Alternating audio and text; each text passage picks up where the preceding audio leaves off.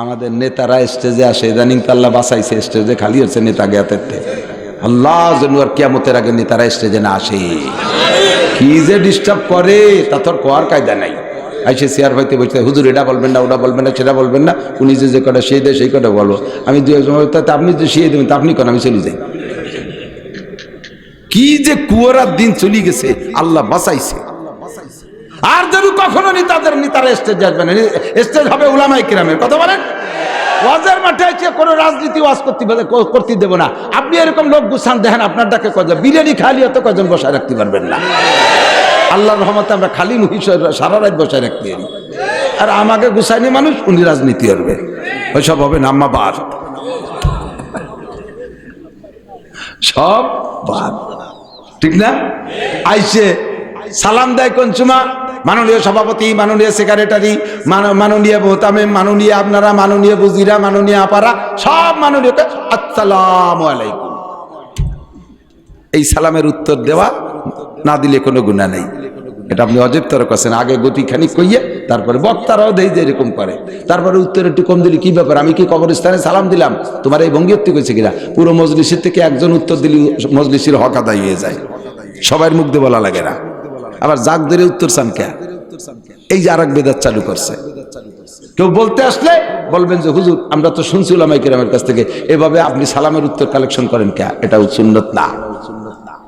সালামটা হবে আগে সালাম বলবেন, ফোন ধরেও বলবেন আগে সালাম। এদিক তাকান, ফোন করাও শিয়েই কতটা শিয়েলাম, একটা আমল করে না। ফোন করি আমারে ফোন করে, হুজুর আপনি আসছেন? হুজুর জি, ওই 6 তারিখে একটা দাওয়াত আমাকে এনে চলে আসেন। উনি কিডা, কোন গ্রাম, কোন মাস? প্রত্যেক মাসেই তো 6 তারিখ আছে। কোন বছর? 6 তারিখে একটা দাওয়াত আমাকে এনে মাহফিল হবে, আপনি চলে আসেন। আমি আচ্ছা ঠিক আছে, দাওয়াত দিয়ে ফেলাইছে আমারে। সিস্টেম না, ফোন করার নিয়ম, আসসালামু আলাইকুম রহমতুল্লাহ। ওয়ালাইকুম আসসালাম। হুজুর আমি কি হযরত মাওলানা শফিক সাহেব হুজুরের সাথে কথা বলছি? পরিচয়টা সম্পর্ক, আমার নাম নাসির আহমদ, আমার বাড়ি অমুক জায়গা, হুজুর আমি এই করি, আমি স্টুডেন্ট। আপনার পরিচয়টা বললে আপনি কোন ওজনের মানুষ সেই ওজনে আপনার সাথে কথা বলবো। আপনি একজন ডিআইজি, আপনি পরিচয় না দিয়ে কথা বলতেছেন, আপনার সুরি আমি টের পাচ্ছি না ডিআইজি না কি আপনি।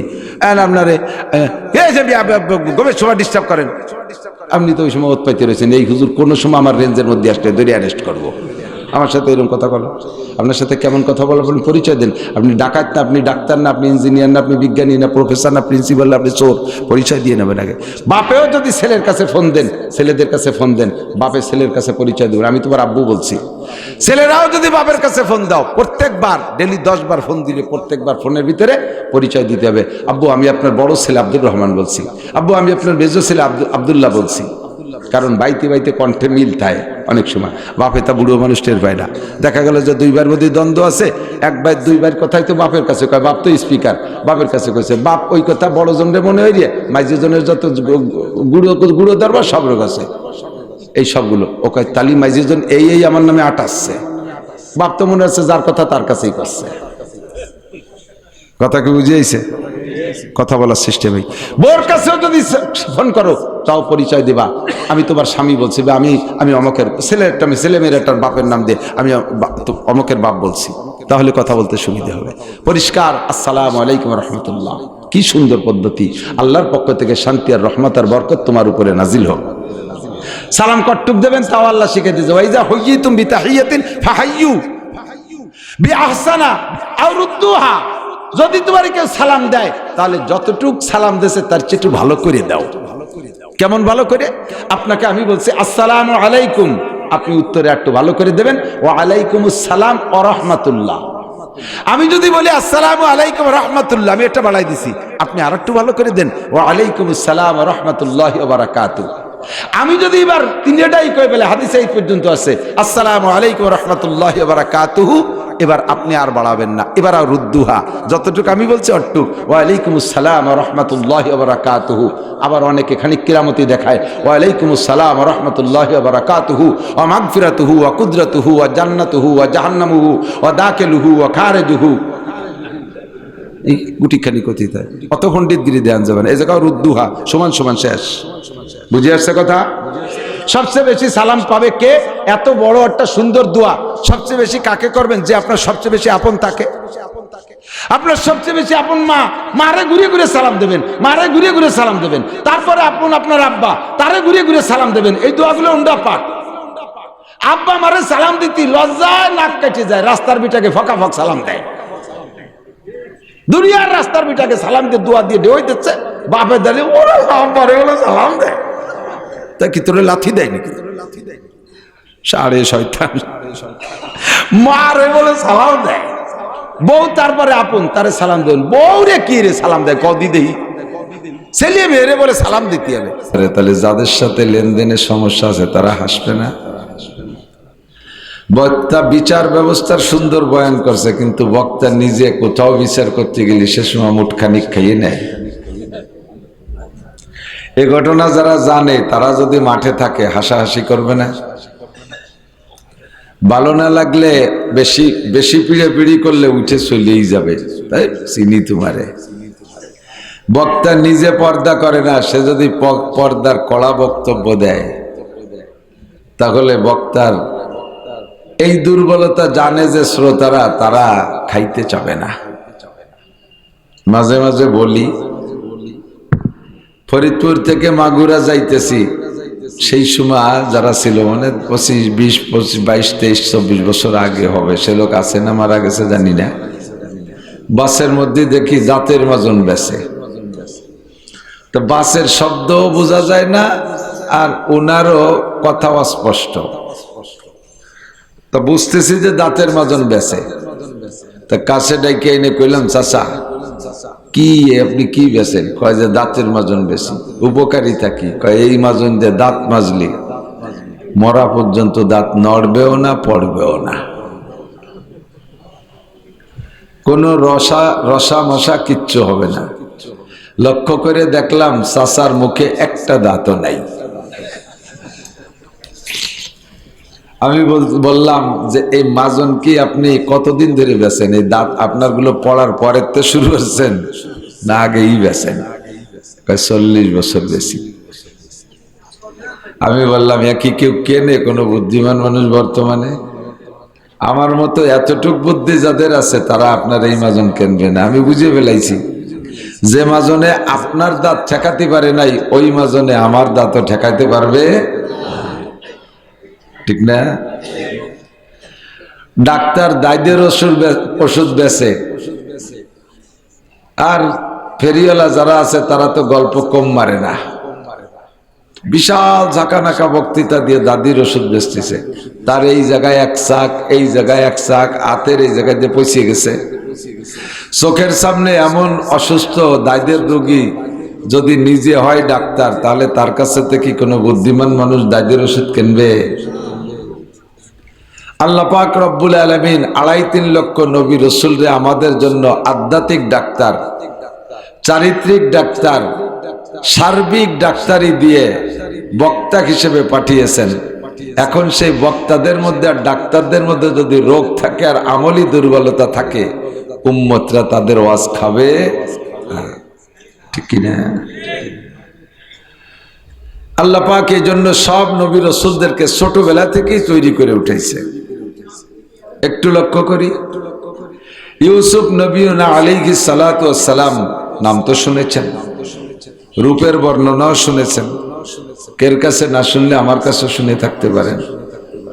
তাফসীরে জালালাইনের মধ্যে লেখে উতিয়াত শত্রু সূরা। আল্লাহ তাআলা গোটা মানব জাতির জন্য যেই রূপ আর চেহারা বরাদ্দ করেছিলেন, যে গোটা মানব জাতির এই রূপ, এতটুক রূপ। প্রত্যেক জাতিগোষ্ঠীর রূপ আলাদা না?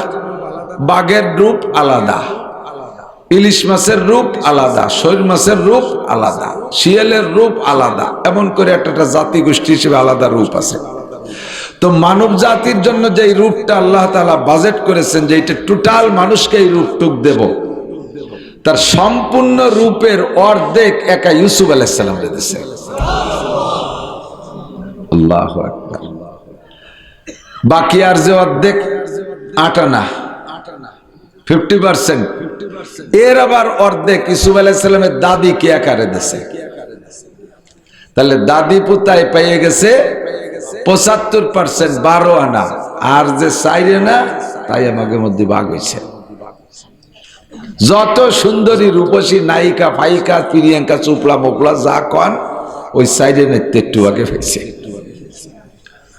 তাই নিয়ে বিশ্ব সুন্দরী বিশ্ব সুদর্শন পুরুষ বলে প্রতিযোগিতায় যায়। তো এবার ভেবে দেখেন, এই 4 আনার বাগে যেটুক পাইছে তাই জ্বালায় পোলাপান কচু গাছের সাথে গলায় দড়ি নিয়ে মরে। বাসের তলে মাথা দেয়, রেলগাড়ির তলে গলা দেয়, দেয় না একজনের জন্য। ওই টাওয়ারের উপর লাফ দিয়ে পড়ে শহীদ হয়ে যায়। শহীদ আল্লাহু আকবার। তাহলে ইউসুফ আলাইহিস সালামের এই 8 আনা রূপে মানুষটা কেমন হতে পারে? ফাঁকে একটা কথা জেনে নেন, আমাদের নবী এই 4 আনার বাগের ভাগিনা। हुस्न यूसुफ से फजूतर है रसूलुल्लाह का, हुस्न यूसुफ से फजूतर है रसूलुल्लाह का, है यो नूरे चश्मे याकूब और नूर अल्लाह का। जमाले हुस्न यूसुफ से फकत आशिक जुलेखा थी, तुम्हारे रूय रोशन पर फिदा सारी खुदाई है। अल्लाहु अकबर। আমার নবীর রূপ এই মানবিক রূপের অংশ না, এটা সব রূপের উপর থেকে আল্লাহ তাআলা ভাগের উপরের থেকে আমার নবীকে রূপ দিয়ে তৈরি করেছে। ইউসুফ নবীর রূপের উপরে জুলাইখার মিশরের নারীরা পাগল ছিল, আর আমার নবীর নূরের উপরে স্বয়ং আল্লাহ কামুল হাকিমিন আশিক হইয়া গেছে। আল্লাহু আকবার। ইউসুফ নবীনা আলাইহিস সালাতু ওয়াস সালাম এত সুদর্শন যুবক হওয়ার কারণে জুলাইখা তার উপরে কেমন আশিক কিসসা জানেন? বাজারের থেকে কিনে নিয়ে গেছে ইউসুফ আলাইহিস সালাতু ওয়াস সালামের বডি ওজনের স্বর্ণ দিয়া। ব্যবসায়ীরা কূপের থেকে ইউসুফ আলাইহিস সালামের ভাইদের কাছ থেকে মাত্র সামান্য কয় টাকায় কিনে নিয়ে মিশরের বাজারে নিয়ে উঠাইছে ইউসুফকে। আজিজে মেসের মিশরের বাদশা তাকে কিনে নিয়ে গেছে ইউসুফ আলাইহিস সালামের গায়ে যতটুক ওজন অতটুক পরিমাণ স্বর্ণ দিয়া। আল্লাহু আকবার। বাড়ি নেওয়ার পরে ছোট মানুষ ইউসুফ, জুলাইখার কোনো ছেলে নাই মেয়ে নাই, সন্তানের মতো ভালোবাসে মোহাব্বত করে, যত ভালোবাসা আছে সব তাকে দিয়েছে, পরাণ উজাড় করে তারে খাওয়াইতো, যতদিন নাবালেগ ছিল কোলের মধ্যে শুয়াইতো। এই অবস্থায় যখন ইউসুফ আলাইহিস সালাতু ওয়াস সালাম বড় হয়ে গেছে, এখন ধীরে ধীরে সেই সম্পর্কটা ভিন্ন রূপ ধারণ করতেছে। এখন আর সন্তানের মতো ভালোবাসা না, এখন প্রেমিকা আর প্রেমাস্পদ এইরকম ভালোবাসা শুরু হয়ে গেছে। আল্লাহু আকবার। যখন ইউসুফ আলাইহিস সালাম টলমলে যুবক, যাদের চেহারা যত ভালো হয় তাদের ভিতরে যৌন স্পৃহা তত বেশি হয়। টলমলে যুবক ইউসুফ আলাইহিস সালাতু ওয়াস সালামকে জুলাইখা এবার সহ্য করতে না পাইরা আক্রমণ করবে। নিয়ে গেছে একেবারে ঘরের ভিতরে 7 দরজা আটকাইয়া। স্বাভাবিকভাবে ঘরের বাহির দিয়ে তাকে তালা দেওয়ার ব্যবস্থা, ভিতরে তাকে সিটকেনি বা খিল, ভিতরে তালা দেওয়ার ব্যবস্থা থাকে না। ইদানিং কালে বিভিন্ন পদ্ধতি বের হচ্ছে, কিন্তু সেইটা তো বহুত আগের কাল। বাহিরে শুধু তালা দেওয়ার ব্যবস্থা ছিল, ভিতরে ছিল না। জুলাইখা জানে ছোটবেলা থেকে ইউসুফকে লাইলে পেলে বড় করলাম, ইউসুফের চরিত্র কেমন জুলাইখা জানে। আজকে যে উদ্দেশ্যে তাকে আবদ্ধ করবে, আটকাবে, এই উদ্দেশ্য যদি ইউসুফের কাছে প্রস্তাব রাখে, ইউসুফ ঘরে দাঁড়াবে না, ইউসুফ দৌড়ায় বেরিয়ে যাবে। এই জন্য জুলাইখা আগে থেকে মিস্টারি ডাইকা ঘরের ভিতর দিয়ে তালা দেওয়ার ব্যবস্থা করেছে। তালার চাবি থাকবে আমার কাছে, ইউসুফ তালা খুলতে না পারলে বের হইতে পারবে না, আমি আমার চাহিদা পূরণ করেই ছাড়বো। ভিতর দিয়ে একটা একটা করে 7টা দরজা তালা দিয়া খাস রুমের মধ্যে নিয়ে গেছে ইউসুফকে। টলমলে যুবক ইউসুফ, ভরা যৌবনের মালিক। সামনের পর জুলাইকা তার শরীরের সমস্ত কাপড়গুলো খুলে ফেলাইছে। জুলাইকা কম রূপসী ছিল না, মিশরের বাদশার স্ত্রী, সেও তৎকালীন বিশ্ব সুন্দরীর মধ্যে অন্যতম। আর এমনিতেই গোটা পৃথিবীর ভিতরে মিশরীদের রূপ বেশি। এমন একটা যুবতী সুন্দরী মেয়ে, টলমলে একটা যুবকের সামনে যদি তার দেহের সব কাপড় খুলে ফেলায় দেয়, আর মেয়েটাই তারে প্রস্তাব দিয়েছে, মেয়েটা তাকে নিয়ে এই নষ্টামি করবে বলে ডেকে নিয়েছে, এই মুহূর্তে ঈমান বাঁচায় রাখা বহুত বড় কঠিন। গভীর রাতের বেলায় রাস্তায়, কুয়াশার অন্ধকারের ভিতরে যদি রাস্তায় 1 কোটি টাকার বস্তাও পান, আপনি বস্তাটাকে না নিয়ে লাথি দিয়ে রাস্তার নিচে ফেলাই দিয়ে চলে গেলে যেতে পারেন। কিন্তু এমন মুহূর্তে যদি এমন একটা সুন্দরী মেয়ে আপনাকে প্রস্তাব দেয়, যুবক হোক আর বুড়ো হোক, ও দোস্ত ঈমান ঠিক রাখা কঠিন। ইউসুফের মধ্যে আসছে, ইউসুফ আলাইহিস সালাম নিজেই বলেন, ওমা উবাররিউ নাফসি ইন্নান নাফসা লাআম্মারাতুম বিসু। আমি ওই মুহূর্তে আমার আত্মার উপরে নির্ভরশীল হতে পারছিলাম না। বারবার নফসের ভিতরে কামড় আসতেছিল, নফসে আম্মারায় আমারে ধাক্কাইতেছিল। একটা বার হয়ে যাক, পরে তওবা করে নিও। আল্লাহ পাক যদি আমার ওই মুহূর্তে তার কুদরতে হাত দিয়ে আমারে না বাঁচাইতো, আমি অ্যাক্সিডেন্ট করে ফেলতাম। সিদ্ধান্ত কাছাই গেছিলাম। আল্লাহ পাক কিভাবে বাঁচাইলেন? নবীদেরকে সমস্ত দোষমুক্ত রাখবেন আল্লাহ, এই দায়িত্ব আল্লাহ নিজ হাতে নিয়েছেন। এই জন্য গল্পটা বলছি বন্ধু। ইতিমধ্যে ইউসুফ আলাইহিস সালাতু ওয়াস সালাম দেখে জুলাইকা মূর্তি পূজারী। জুলাইকা মূর্তি পূজা করত। ওর খাস রুমের ভিতরে অমুসলমান হিন্দু যারা মূর্তি পূজা করে, ঘুম থেকে উইটা ঘরের মধ্যে মূর্তিকে আগে কুর্নিশ করে, তাকে প্রণাম করে টরে তারপরে বাহিরে বের হয়। জুলাইখা প্রতিদিন তার মূর্তিকে কুর্নিশ করে, প্রণাম করে তারপরে বের হয়। ওই মূর্তিটা তার রুমের মধ্যে ছিল। এই অন্যায় করার আগে জুলাইখা একটা কালো কাপড় দিয়ে তার মূর্তিটার মুখ মাথারে বাঁধে রাখছে। ইউসুফ আলাইহিস সালাতু ওয়াস সালাম জিজ্ঞেস করলেন, ওগো জুলাইখা, এ সাদা এটা কি? জুলাইখা জবাব দেয়, হাদা মাবুদি, ওইটা আমার উপাস্য, ওইটা আমার মাবুদ, আমি ওর ইবাদত করি, পূজা পাঠ করি। তাহলে এত এই কি সবসময় তার মুখটাই কালো কাপড় দিয়ে বান্ধা থাকে? কয় না, আজকে বাঁধছি। কয় এতদিন বান্ধো না, আজকে কেন বাঁধলা? কয় ইউসুফ রে, এখন যে কাম করতে চাইতেছি আমি তোমাকে নিয়া, আমার মাবুদের চোখের সামনে কিভাবে করব, তাই তার চোখটা কালো কাপড় দিয়ে বেঁধে রাখছি। ইউসুফ আলাইহিস সালাম সুযোগ পেয়ে বললেন, এ জুলাইখা, তুমি যার পূজা করো তার চোখ কালো কাপড় দিয়ে বাঁধা যায়, এবং কালো কাপড় দিয়ে বাঁধলে সে কিছুই দেখে না। আর আমি যার ইবাদত করি তার চোখ কোনো কাপড় দিয়ে বাঁধা যায় না, আর সে যেখানেই আমি থাকি না কেন সেই জায়গা আমার সবকিছু দেখে। কতক্ষণ ঠিক কি ঠিক না?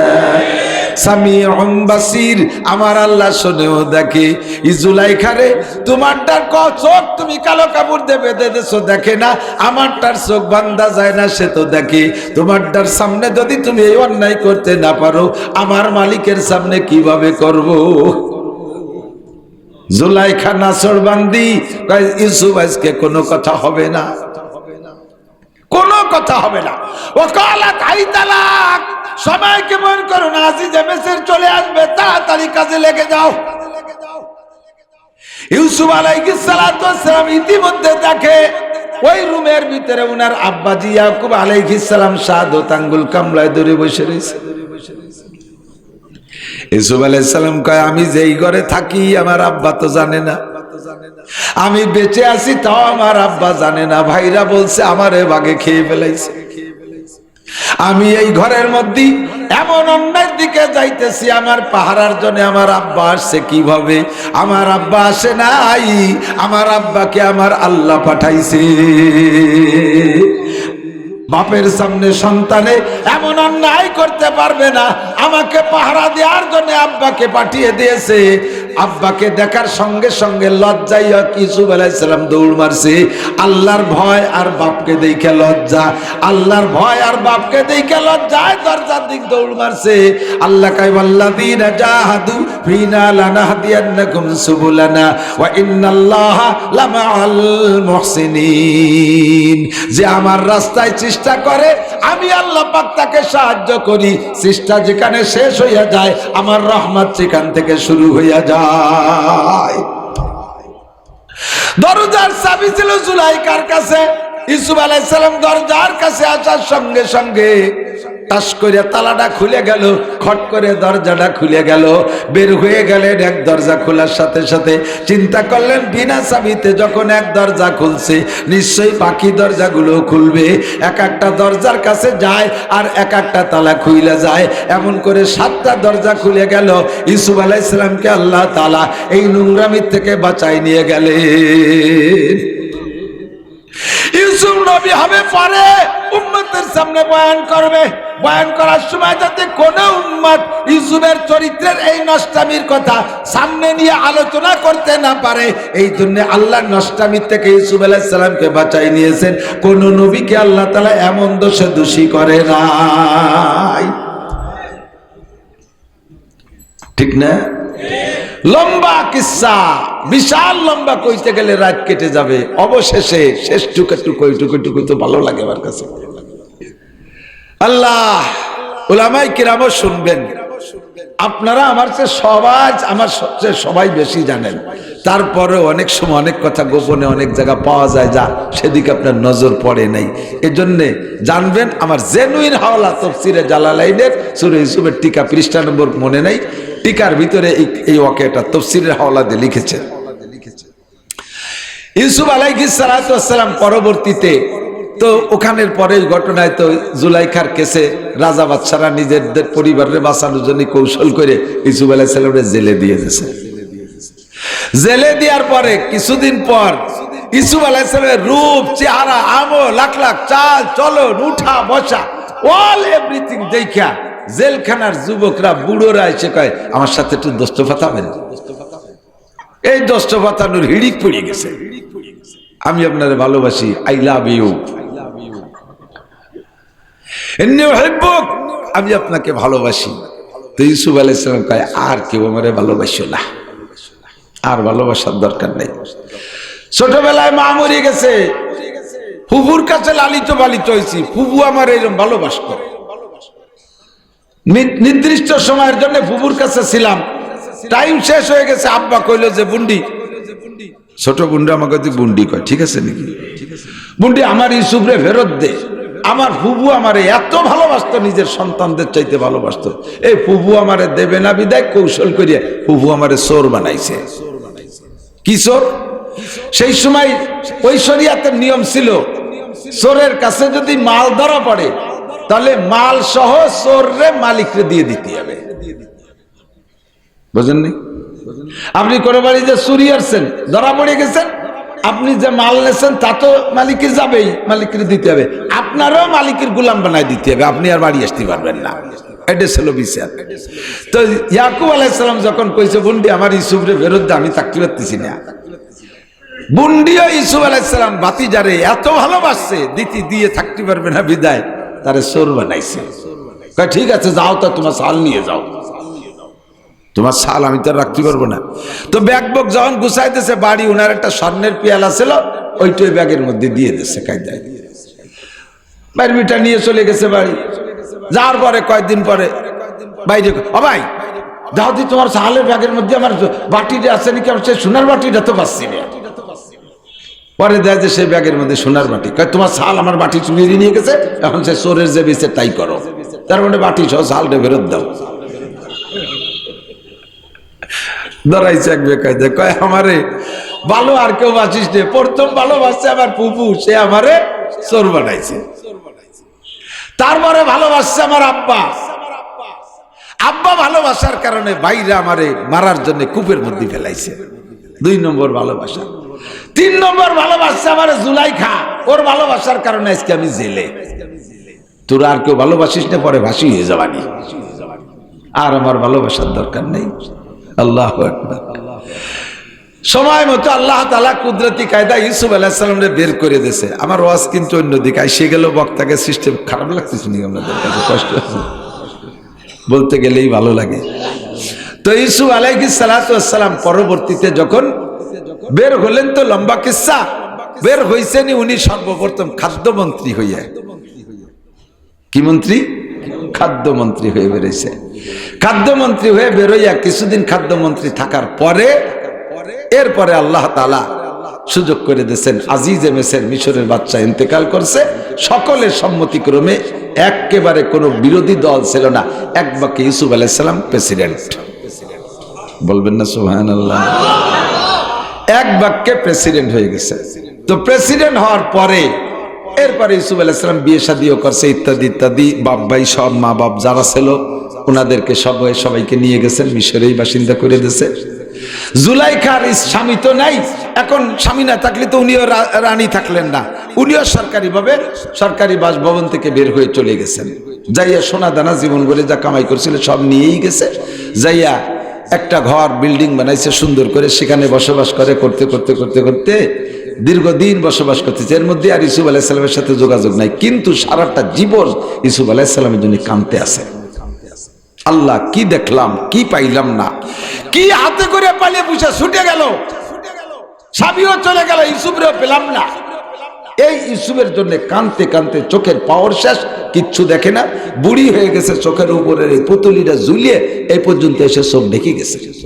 চামড়া, সুন্দরী মহিলা, স্বাস্থ্য ভালো, শুকোই গেছে, চামড়া গরুর গলার মতো ঝুলিয়ে গেছে, সবকিছু শেষ, পুজো এর হয়ে গেছে। কেউরে পাইলেই তারে কয়, তোরা কি আমার একটু ইউসুফের সাথে সাক্ষাৎ করে দিতে পারিস? কয় যে কি দেবেন? কয় যে যা চাস তাই দেবো, এই নে টাকা নেই। সে টাকা নিয়ে খাইয়ে দিয়ে চলে যায়, আর ইউসুফের সাথে যোগাযোগ করে না। আমাকে চট্টগ্রাম পটিয়া মাদ্রাসার একজন হুজুরির সম্পর্কে আমি শুনেছি। চট্টগ্রাম পাহাড়ি অঞ্চল, তো পাহাড়ি অঞ্চলে যথেষ্ট শিয়াল, তো এই শীতকালে কঠিন কনকনে শীতের রাত্রি শিয়াল ডাকতেছে। তো হুজুর ওই ছেলেকে কইতেছে যে এই শিয়াল ডাকে কেন? কয় যে হুজুর শীতের জ্বালায় ওকে তো খেতা কাপড় নাই, লুঙ্গি মুঙ্গি নাই, জ্যাকেট প্যাকেট নাই, লেফ খেতা নাই, এই জন্য শিয়াল এই শীতের জ্বালায় কাঁদতেছে। তো হুজুর ওই একটা মাইটিয়ে ঠিলের ভিতরে পয়সা তো ব্যাংক এক ঠিলে ভরিয়ে গেছে। কয় যে এই ঠিলের টাকা নিয়ে যাইয়ে কালকে এই শিয়ালকে সবাই কম্বল কিনে দিবি। টালটু ছাত্র তো চায়, ওরা 2-3 জন পাইয়ে সেই ঠিলে ধরে নিয়ে বাগজগ করে নিয়ে ওরা খাই দিয়ে। এখন পরের রাত্রে তো শিয়াল ডাকার কথা না, কম্বল পাইছে। পরের রাত্রে শিয়াল আবার ডাকতেছে, কয় যে কি ব্যাপার, তোকে টাকা দিলাম, শিয়াল কম্বল কিনে দিসনি? কয় যে হাত দিচ্ছি তো। তাই ডাকে, কয় আজকে শুকর আদায় হচ্ছে, আজকে শিয়ালে কম্বল পেয়ে শুকর আদায় হচ্ছে। ইউসুফ আলাইহিস সালামের টাকার জন্য জুলাইখা যে বাটপারে টাকা দেয়, সেই বাটপার টাকা খাইয়ে দেয়, এই চৈরকটা ভাও কথা কয়। আর ইউসুফ আলাইহিস সালাম বাসার থেকে বেরোইয়া অফিসে যাইতেন যে ঘোড়াটায় চড়া, সারা দুনিয়ায় সেই ঘোড়ার শুরু থেকে নিয়ে আজও পর্যন্ত এর সেকেন্ড ঘোড়া তৈরি হয় নাই, এই ঘোড়ার বিকল্প তৈরি হয়নি। একটাই মাত্র ঘোড়া আল্লাহ তাআলা বানাই দিয়েছিলেন।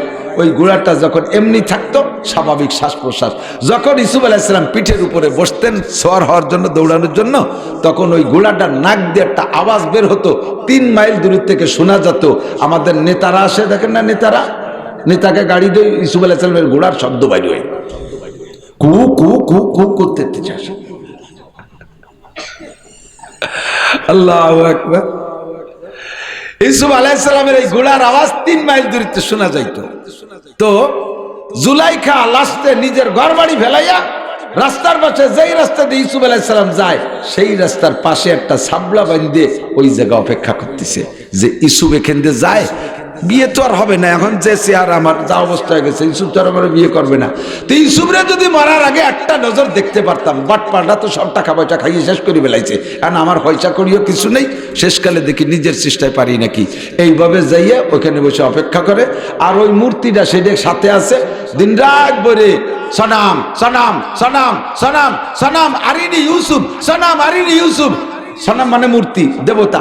ও দেবতা, আমার একটু ইউসুফের সাথে সাক্ষাৎ করাই দাও। আজকে সনামের পার পড়িয়ে পূর্ণ সিজদা করে কান্নাকাটি করে বেরিয়েছে সনাম। আজকে যদি ইউসুফরে তুই দেয়াতে না পারিস, তাহলে তোরে আমি শেষ করে বেড়াই, তোর সনামগিরি আমি ছুটে ফেলবো। আজকে সনামের কাছে সম্পূর্ণ প্রণাম করে টরে যাইয়া ইউসুফ আলাইহিস সালামের দেখার জন্য রাস্তায় গেছে। এই মাত্র 2 মিনিট আগে ইউসুফ চলে গেছে। ইউসুফ কইতে চলে গেল, দুঃখী জ্বালাই বাসে না। এতদিন যারা ইবাদত করছে দৈরিত তারা সর্দি ফেলাই দিতে পারে না। আগামীকালকের সিদ্ধান্ত নেছে, তাহলে এই সনামবাদ ইউসুফ যার ইবাদত করতো, ওই যে আমার সে ঘরের মধ্যে কইছিল, আজকে তার কাছে একটু কয়ে দেখি, দেখা করাই দেখি। আজকে সিজদায় পড়ে বলতেছে রব্বি ইউসুফ, বুড়ো মানুষ, রব্বি ইউসুফ আরিনি ইউসুফ, ও ইউসুফের রব, তুমি আমার একটু ইউসুফের সাথে দেখা করাই দাও। আল্লাহর কাছে কান্নাকাটি কইরা জুলাইখা ঘর থেকে বেরোইয়া রাস্তায় যখন গেছে, ইউসুফ আলাইহিস সালাম ওই মুহূর্তে আসছে, হাত ছানি দিয়ে দাঁড় করছে। ইউসুফ আলাইহিস সালাম চেনে নাই যে জুলাইখা, হাত ছানি দিয়েছে। ইউসুফ আলাইহিস সালাম দাঁড়িয়ে গেছেন, দাঁড়ানোর পরে বলছে, চোখে তো দেখে না, আনতা ইউসুফ, আপনি কি ইউসুফ বাচ্চা? কলা নাম, জি আমি ইউসুফ বাচ্চা। আনজিল শাইয়ান, এই ঘোড়াতে একটু নামতে হবে। একজন বুড়ি মহিলা রাজাকে বলে ঘোড়াতে নামতে হবে। রাজা যদি আমাদের রাজার মতো হইতো, বুড়ির উপর দিয়ে ঘোড়া চালাই দিয়ে দৌড়াই চলে যেত, ঠিক না? রাজা তো এই রাজা না, রাজা তো আল্লাহর হাতে বানায় রাজা। ইউসুফ আলাইহিস সালাম ঘোড়া থেকে নামে আইসে কয়, বলেন কি জন্য আমাকে নামাইলেন? আমি তো অফিসে যাব। আবার জুলাইখা তাহকিক করে জেনে নেন, আনতা ইউসুফ নবিউল্লাহ, আপনি কি আল্লাহর নবী ইউসুফ? সেই নবী, সেই ইউসুফ? কলা নাম, কাহা আমি সেই ইউসুফ। আপনি যদি আল্লাহর নবী ইউসুফ হন, তাহলে আপনার আল্লাহ আপনার কথা শুনবে। আমি আজকে আপনার আল্লাহর দোহাই দিয়ে আসছি, আপনার আল্লাহর কাছে প্রার্থনা করে আসছি, বিদায় সাক্ষাৎ পাইছি। আজকে 80-90টা বছর সনামের পূজা করি, গতকাল সনামের পায়ে ধরে কান্নাকাটি করে এসে আপনার দেখা পাই নাই। আজকে আপনার রবকে বলে আসছি, আপনার সাথে দেখা পাইছি। আপনার রব কথা শুনে, আপনি যদি সেই ইউসুফ হয়ে থাকেন, আপনার রবকে বললে আপনার দোয়া কবুল করবে। আমার আপনার কাছে 3টে দাবি, আপনি কি একটু আপনার রবের কাছে বলবেন? বলেন 1 নম্বর দাবি কি? 1 নম্বর দাবি হলো, আমি আপনাকে দেখার জন্য জায়গা জমি ঘর বাড়ি সব পেলাইয়া এই রাস্তার পাশে সাপলা বান্ধা এই জায়গা আমার অর্থ সম্পদ সব করে শেষ করে বেলাইছি। রাস্তায় রাস্তায় ঘুরি একটা নজর দেখবো, সাক্ষাৎ পেয়েছি, কিন্তু আমার চক্ষু নেই, আমার চোখের পাওয়ার শেষ, আমার চোখটা ঝুলে চলে আসছে। আপনি যদি মালিকের কাছে দোয়া করেন, আল্লাহ আমার চক্ষু দুটোকে 40 বছর বয়সের আগে যেমন পাওয়ার ছিল, ওই রকম পাওয়ার আমার চোখে দিয়ে দিতে পারে, আপনার একটু পরাণ করে দেখবো। কান্তিছে আর জুলাইখা প্রস্তাব। ইউসুফ আলাইহিস সালাম কয়, আল্লাহ ইন্নাকা আলা কুল্লি শাইইন কাদির, তুমি কোনটাই অপারগ না, তুমি সবই করতে পারো। এই বুড়ির চোখ তুমি খুলে দাও, ও তোমার নবী ইউসুফকে দেখবে। বলার সাথে সাথে চোখ খুলে গেছে। বলেন না সুবহানাল্লাহ। কোরআন বুড়ি তাকায় রয়েছে, তখনও চেহারা পরিবর্তন হয় নাই, বুড়ি ঝুলে গেছে একের ঢিলে ঢেলা। ইউসুফ আলাইহিস সালাম টের পাচ্ছে না যে কে। কিছুক্ষণ পরান করে দেখে বলতেছেন, দেখছেন আপনার রব কত তাড়াতাড়ি দোয়া কবুল করে। তাহলে আমার আরেকটা দোয়ার কথা, আরেকটা দোয়া একটু করেন তো আল্লাহর কাছে। বলেন সেইটা কি? আল্লাহর কাছে বলেন, আল্লাহ যেন আমাকে 16 বছরে যুবতী বানাই দেয়। ইউসুফ আলাইহিস সালাম চিন্তা করলেন যে বুড়ো মানুষ, যৌবনের স্বাদ তো সবারই থাকে, ইয়াং তো সবাই হতে চায় না? সবাই ইয়াং হতে জানে? বুড়ো মানুষ চুল দাড়ি পাইয়ে সাদা হইয়ে কাপড়া হয়ে গেছে, দেখ যে সেলুনি বসে সে পইয়ে ডবল চার্জ দিয়ে মাথার চুল কাটায় কালিমা হাসছে। আমি বললাম কাকা কি এলেন? কয় একটু শ্বশুর বাড়ি যেতে হবে। শ্বশুর বাড়ি যাওয়ার সময় একটা ইয়াং জামাই ভালো দেয়া যায়, 80 বছরে বুড়ো সে ইয়াং হচ্ছে। সেই শেখ সাদির গল্পের মতো করতে হয় না? এক বুড়ি বসি রং ঘষি ঘষি কালো করছিল কেশ, কহিলাম গো বুড়িমা তোমার বুদ্ধি তো আছে বেশ, পাকা চুল কালো হইবে হয়তো কালো রং মাখাইলে, কুজো পিঠ তব হবে না কো সোজা হাজারো মালিশ দিলে। কথা কন? জওয়ানে গোতে বাপিরে দেলাগা চেগম গস্তি চেগম কর দি দরিরা, জবাবস দাদা পীরে কুস্তাকাল্লুম জওয়ানিরা দরিরা কর দাম গম। জওয়ানে গোতে বাপিরে তু কাইয়াবি জওয়ানিরা, কাছে হারগেজ নমিয়া বাদ্য বারা জিন্দেগানিরা। এক কুজো বুড়ো এরকম কুজো হইয়ে রাস্তা দিয়ে একের বেশি কুজো আর লাঠি ধরলেও সোজা হয় না, এরকম কুজো দেখছেন না? এরকম এক কুজো বুড়ো এরকম নিচের দিকে হাঁটতেছে, তো বুড়োর এক পুতা প্রতিবেশী পুতা আর কি রে করছে যে কুজো হইয়ে হাঁটতেছে কেমন যেন রাস্তায় কি হারাই গেছে তাই তালাশ করতেছে। তো যুবক কইছে দাদা কি হারাই গেছে তুমি এভাবে কুজো হইয়ে খুঁজতেছো? তো বুড়ো রসিক বুড়ো কয় জওয়ানিরা দরিরা কর দাম গম, জওয়াবস দাদা পীরে কুস্তাকাল্লুম জওয়ানিরা দরিরা কর দাম গম। দাদা এই রাস্তায় দিয়ে সেই কুটি কালেতে হাঁটি, যৌবন ছিল ভরা, সেই যৌবন তেন নাই যা সব ইস্যু হয়ে গেছে, এই রাস্তায় তো মনে হয় পড়ে গেছে তাই তালাশ করতেছি। দেখি রাস্তায় এই রাস্তায় এটা আমার যৌবন শেষ হয়েছে, কোন জায়গা কোন মাটির তলে দুলোর তলে ইটির তলে পড়ে রয়েছে খুঁজতেছি। যুবক এবার জবাব দেয় জওয়ানে গোপতে বাপিরে তু কাইয়াবি জওয়ানিরা, কাছে হারগেজ নমিয়া বাদ্য বারা জিন্দেগানিরা। যুবক পাগলামি করিস না, ভালো করে মনে রাখ। যুবক বুড়ো রে কয় দাদা যৌবন যদি একবার হারিয়ে যায়, কলকাতা হারবাল চায় না, হারবাল ইন্ডিয়া হারবাল কোনো বাল খাইয়ে কামায় না, একবার যদি যৌবন চলে যায় দ্বিতীয়বার ফিরে আসে না। তালাশ করে কোনো লাভ নাই, বাড়ি যাও, দাদির সাথে একটু গল্প তাতে লাভ হবে না। জুলাইকার এবার যৌবনের স্বাদ আসছে, আমারে 16 বছরের যুবতী হওয়ার দোয়া করতে হবে। ইউসুফ আলাইহিস সালাম ভাবলেন তার যৌবনের স্বাদ হইতেছে, আমি একটু দোয়া করব যদি যৌবন ফিরে পায় তাতে আমার লস কি?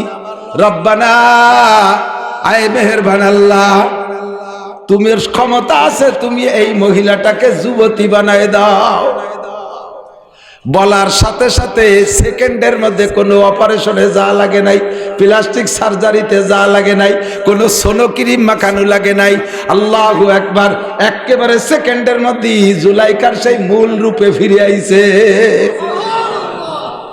ইউসুফ আলাইহিস সালাম ও আল্লাহ কিডা হাক্কা বাক্কা খাই বসে, এ কারে কি যুবতী বানালাম? এদি সেই জুলাইকা হঠাৎ করে কাঁপি উঠছে, আল্লাহ আজ আবার কোন অ্যাটাক না করে। এবার কয় 3 নম্বরটা কি? 3 নম্বর প্রশ্ন কি, প্রস্তাব কি? কয় 3 নম্বর প্রস্তাব হলো আমাকে বিয়ে করতে হবে। আগের 2টা আল্লাহর কাছে দোয়া করে কবুল করায়া জুলাইকার মূল 2 চাহিদা পূরণ করেছেন, নরমাল 2 চাহিদা পূরণ করেছেন, যেই জন্য জুলাইকাই ফিকা করছে। এখন 3 নম্বর হলো সেইটা আমারে বিয়ে করতে হবে। ইউসুফ আলাইহিস সালামকে আমি তো বিয়ে করছি, আমি আমার বিয়ে তো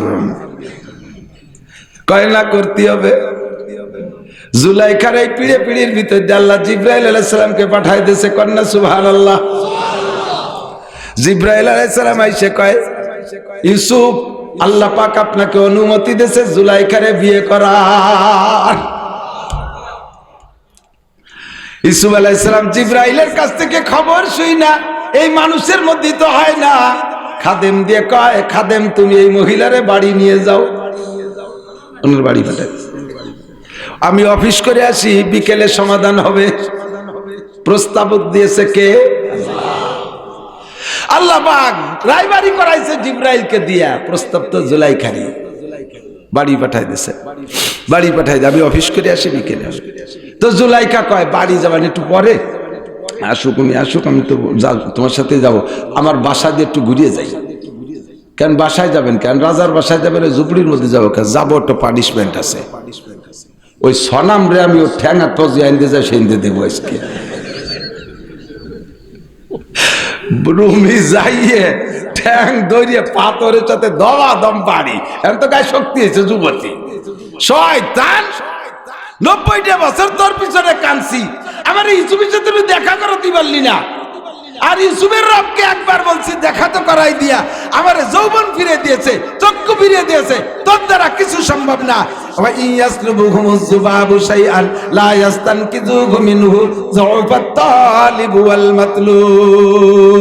আরে তুই এত দুর্বল, এত দুর্বল, আমি তোরে ভাঙ্গে হাত পা গুলো গুলো করে ফেলাই। আমি এতদিন ইবাদত করেছি, আমি ছিলাম বান্দা আর তুই ছিলি মাবুদ। আজকে মাবুদের হাত পা ভাঙ্গে গুলো গুলো করি আমি বান্দা হইয়া, আমার একটা লোমেও তুই হাত দিতে পারিস না। তোর নাক মুখ চোখ কান যদি মশা মাছিতে খুলেও নিয়ে যায়, প্রতিবাদ করতে পারিস না।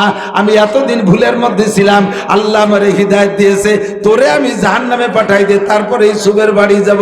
ওইটারে ভাঙ্গে গুঁড়ো গুঁড়ো কইরা এরপরে ইউসুফের বাড়ি গেছে। রাতের বেলা ইউসুফ আলাইহিস সালাম বাসায় আইসা নিয়মতান্ত্রিক বিয়ে করে এনেছে। আল্লাহর এমন কুদরত আর কারিশমা, ইউসুফ আলাইহিস সালামের আরো স্ত্রী ছিল, তাদের কাহারো থেকে কোনো সন্তান হয় নাই। এই জুলাইখারে যুবতী বানাই দিয়া বিয়ে করার পরে এই জুলাইখার ঘরে আল্লাহ তাআলা সন্তান দিয়েছে। সেই সন্তানের ভিতরে একটা সন্তানের নাম হলো রহিমা। কি নাম? এই রহিমা কে? হযরত আইয়ুব আলাইহিস সালামের স্ত্রী, লাইয়া বিনতে মানসা ইবনে ইউসুফ। লাইয়া বিনতে মানসা ইবনে ইউসুফ, ইউসুফ আলাইহিস সালামের ছেলের নাম মানসা, তিনিও নবী ছিলেন। মানসার মেয়ের নাম হলো লাইয়া, এই লাইয়ার অপর নাম হলো রহিমা। এই রহিমাকে আবার বিয়ে করাইছে আইয়ুব আলাইহিস সালামের সাথে। সে জায়গা যাই আবার আর এক আজীব ঘটনা আইয়ুব আর রহিমার, লম্বা কিসসা, সেদিক যাব না। আল্লাহু আকবার। তো দোস্ত, আল্লাহ তাআলা চরিত্রকে হেফাজত করেছেন, এইটাই আমি বলতে যে লম্বা করে ফেলাইছি। কষ্ট হয়েছে নাকি আপনাদের? আল্লাহু আকবার। ইউসুফ আলাইহিস সালামকে আল্লাহ তাআলা ওখান থেকে বাঁচাইছে। আরে নমরুদ বিশাল আগুন অগ্নিকুণ্ডলী বানাইয়া, কত বড় অগ্নিকুণ্ডলী! আমার দিক বাবুল শহরে যত কাফের ছিল তৎকালীন সমস্ত কাফেরদেরকে নমরুদ বলছে, যদি আমাকে রব বলে স্বীকার করে থাকিস, আমার দেশে বসবাস যদি করতে হয়, আমার অর্ডার মানতে হবে। এই ইব্রাহিমরে আগুনে ফেলাইব, আগুন বানাইতে হবে বিশাল কইরা। প্রত্যেকে এক দিন ডেলি 1 মাস পর্যন্ত যত মানুষ আছো সাবালেগ, এক মন করে শাল কাটার লোহা কাটে জায়গা জমা দিবা। বাবুল শহরের সমস্ত মানুষ 1 মাস পর্যন্ত শাল কাটার লোহা কাঠ স্তূপ করেছে, পাহাড়ের মতো গাদি হয়ে গেছে। 1 সপ্তাহ পর্যন্ত তেল মারছে, 1 সপ্তাহ পর্যন্ত অত্যাধুনিক ফুঙ্কার দিয়া আগুন জ্বালাইছে। আগুন উঠে গেছে প্রায় 2 মাইল। এই বিশাল আগুনকে সামনে করে ইব্রাহিম আলাইহিস সালামকে নিয়ে নমরুদ কয়, ও ইব্রাহিম, এই আগুনের মধ্যে তোমারে ফেলাবো, তোমার রব তোমার আল্লাহ তোমারে বাঁচাইতে পারবে না, আমার হাত থেকে কেউ বাঁচতে পারে না, আমার হাত থেকে তুমিও বাঁচবা না। তোমাকে অবকাশ দেয়া গেল, তুমি যদি 5 বছরের সময় চাও 5 বছর তোমার সময় দেওয়া হবে। তুমি শুধু এতটুকু বললেই তোমাকে এই আগুনের মধ্যে নিক্ষেপ করা হবে না যে হ্যাঁ নমরুদ, তোমারে রব বলবো না, আল্লাহকে রব বলবো, আমাকে একটু সময় দাও, আমি একটু ভেবে দেখি। এই আগুনের মধ্যে পড়লে ইব্রাহিম আলাইহিস সালাম নিশ্চিত মারা যাবেন, কিলো ইব্রাহিম আলাইহিস সালামের আছে। তারপরও এত বড় পরীক্ষার মুহূর্তে ঈমান আর আকীদাকে বাঁচাইছেন কিভাবে? নমরুদ প্রস্তাব দিয়েছে, তোমাকে এই রাজত্ব দিয়ে দেওয়া হবে, তোমাকে এই ক্ষমতা দিয়ে দেওয়া হবে, তোমাকে আগুনে পোড়ানো হবে না, তুমি শুধুমাত্র অবকাশ নাও, আমি একটু সুযোগ দাও, আমাকে ভেবে দেখি কাকে রব বলবো। ইব্রাহিম আলাইহিস সালামকে আবালের বেটা আবাল, তোরে কাফের করার জন্য আবার চিন্তা করা লাগবে নাকি? আল্লাহ আমার রব, আল্লাহ আমার, এ যুবক, রবকে, আমার রবকে, আল্লাহ আমার রব, ঠিক কি ঠিক না? তোরে আমি রব বলবো কেন? শয়তান কোথাকার, তুই আগুন এরকম 50টা জ্বালায় আমারে ফেলে 100 বার, তবু আমানতু বিল্লাহ, আমি ঈমান এনেছি কার পর? এমন করে আল্লাহ তাআলা সমস্ত নবী রাসূলকে হেফাজত করেছে। সাইয়্যিদুল আম্বিয়া, সাইয়্যিদুল খুতাবা, সাইয়্যিদুল আখলাক, বিশ্বনবী মুহাম্মদুর রাসূলুল্লাহ সাল্লাল্লাহু আলাইহি ওয়াসাল্লামের একার আখলাকার চরিত্র কেমন, একার পবিত্রতা পরিচ্ছন্নতা কেমন। 2.5 লক্ষ নবী রাসূলের চরিত্র আখলাক পবিত্রতাকে এক জায়গা করলে যতটুকু হবে, আমার নবীর একার চরিত্র পবিত্রতা তার চাইতে অনেক গুণ বেশি। আর সেই নবীরে আরবালারা মাজনুন, পাগল, কাহেন, সাহের, জাদুকর ইত্যাদি করে গালি দেয়। আল্লাহ পাক নবী পাককে সান্ত্বনা দেওয়ার জন্য জিবরিল আলাইহিস সালামকে দিয়ে পাঠাইছে একটা সূরা দিয়া, একটা সূরা দিয়া, যেই সূরার ভিতরে শুরুতে হুজুরের প্রশংসা, আর কতদূর যাইয়া নবী আলাইহিস সালামকে সবচাইতে বেশি গালি দিত, মন্দ কইতো যেই লোকটা, সেই লোকটার চরিত্র সম্পর্কে। একদিকে শ্রেষ্ঠ ভালো মানুষের চরিত্র, আর একদিকে শ্রেষ্ঠ নোংরা মানুষটার চরিত্র, একই সূরার ভিতরে। সূরার নাম সূরাতুল কলম, 29 নম্বর পারার দ্বিতীয় সূরা। আল্লাহ পাক ওই সূরার ভিতরে হুজুরের প্রশংসা করেছেন। প্রশংসাটা পরে বলি, যেই লোকটা নবী পাকের বেশি সমালোচনা, এই সাবধান যুবক, আমার দিক, আমার দিক, এদিকে দিক, এতে কি নিয়ে গেলে জানিয়ে যাবা, যুগ জামানা ভালো না, বাড়ি খারাপ হয়ে গেছে। একটা ছেলে পেলেও মুনিশি না, জন্মের বিয়াদব হয়ে গেছে। রাস্তায় আসলে আমরা প্রাইভেট কার নিয়ে আসছি, একটু দেখতেছে যেখান গাড়ি আসতেছে, মাঝখানে দাঁড়ায় বেহা হইয়ে ফোন করতে তালিয়ে রয়েছে, হরেন দিলেও সরে না। ওই স্থানীয় প্রভাব আছে তার। তুমি হুজুর আসলে আসলে, না আসলে না আসলে, মুরব্বী মখরেজ বলে মানামানি শেষ, কথা কর না কেন, সব ধ্বংস হয়ে গেছে। এই মুরব্বীরা সাক্ষী দেন, ছোটবেলা আপনারা কাছের কড়ি খেলতেন না? মুরব্বীকে যদি দেখতেন কড়ি মড়ি ফেলাই তুইয়ে, পরনের ফ্যান হাফ প্যান্ট ফেলাই তুই বাগান ছিল দৌড়েছেন না?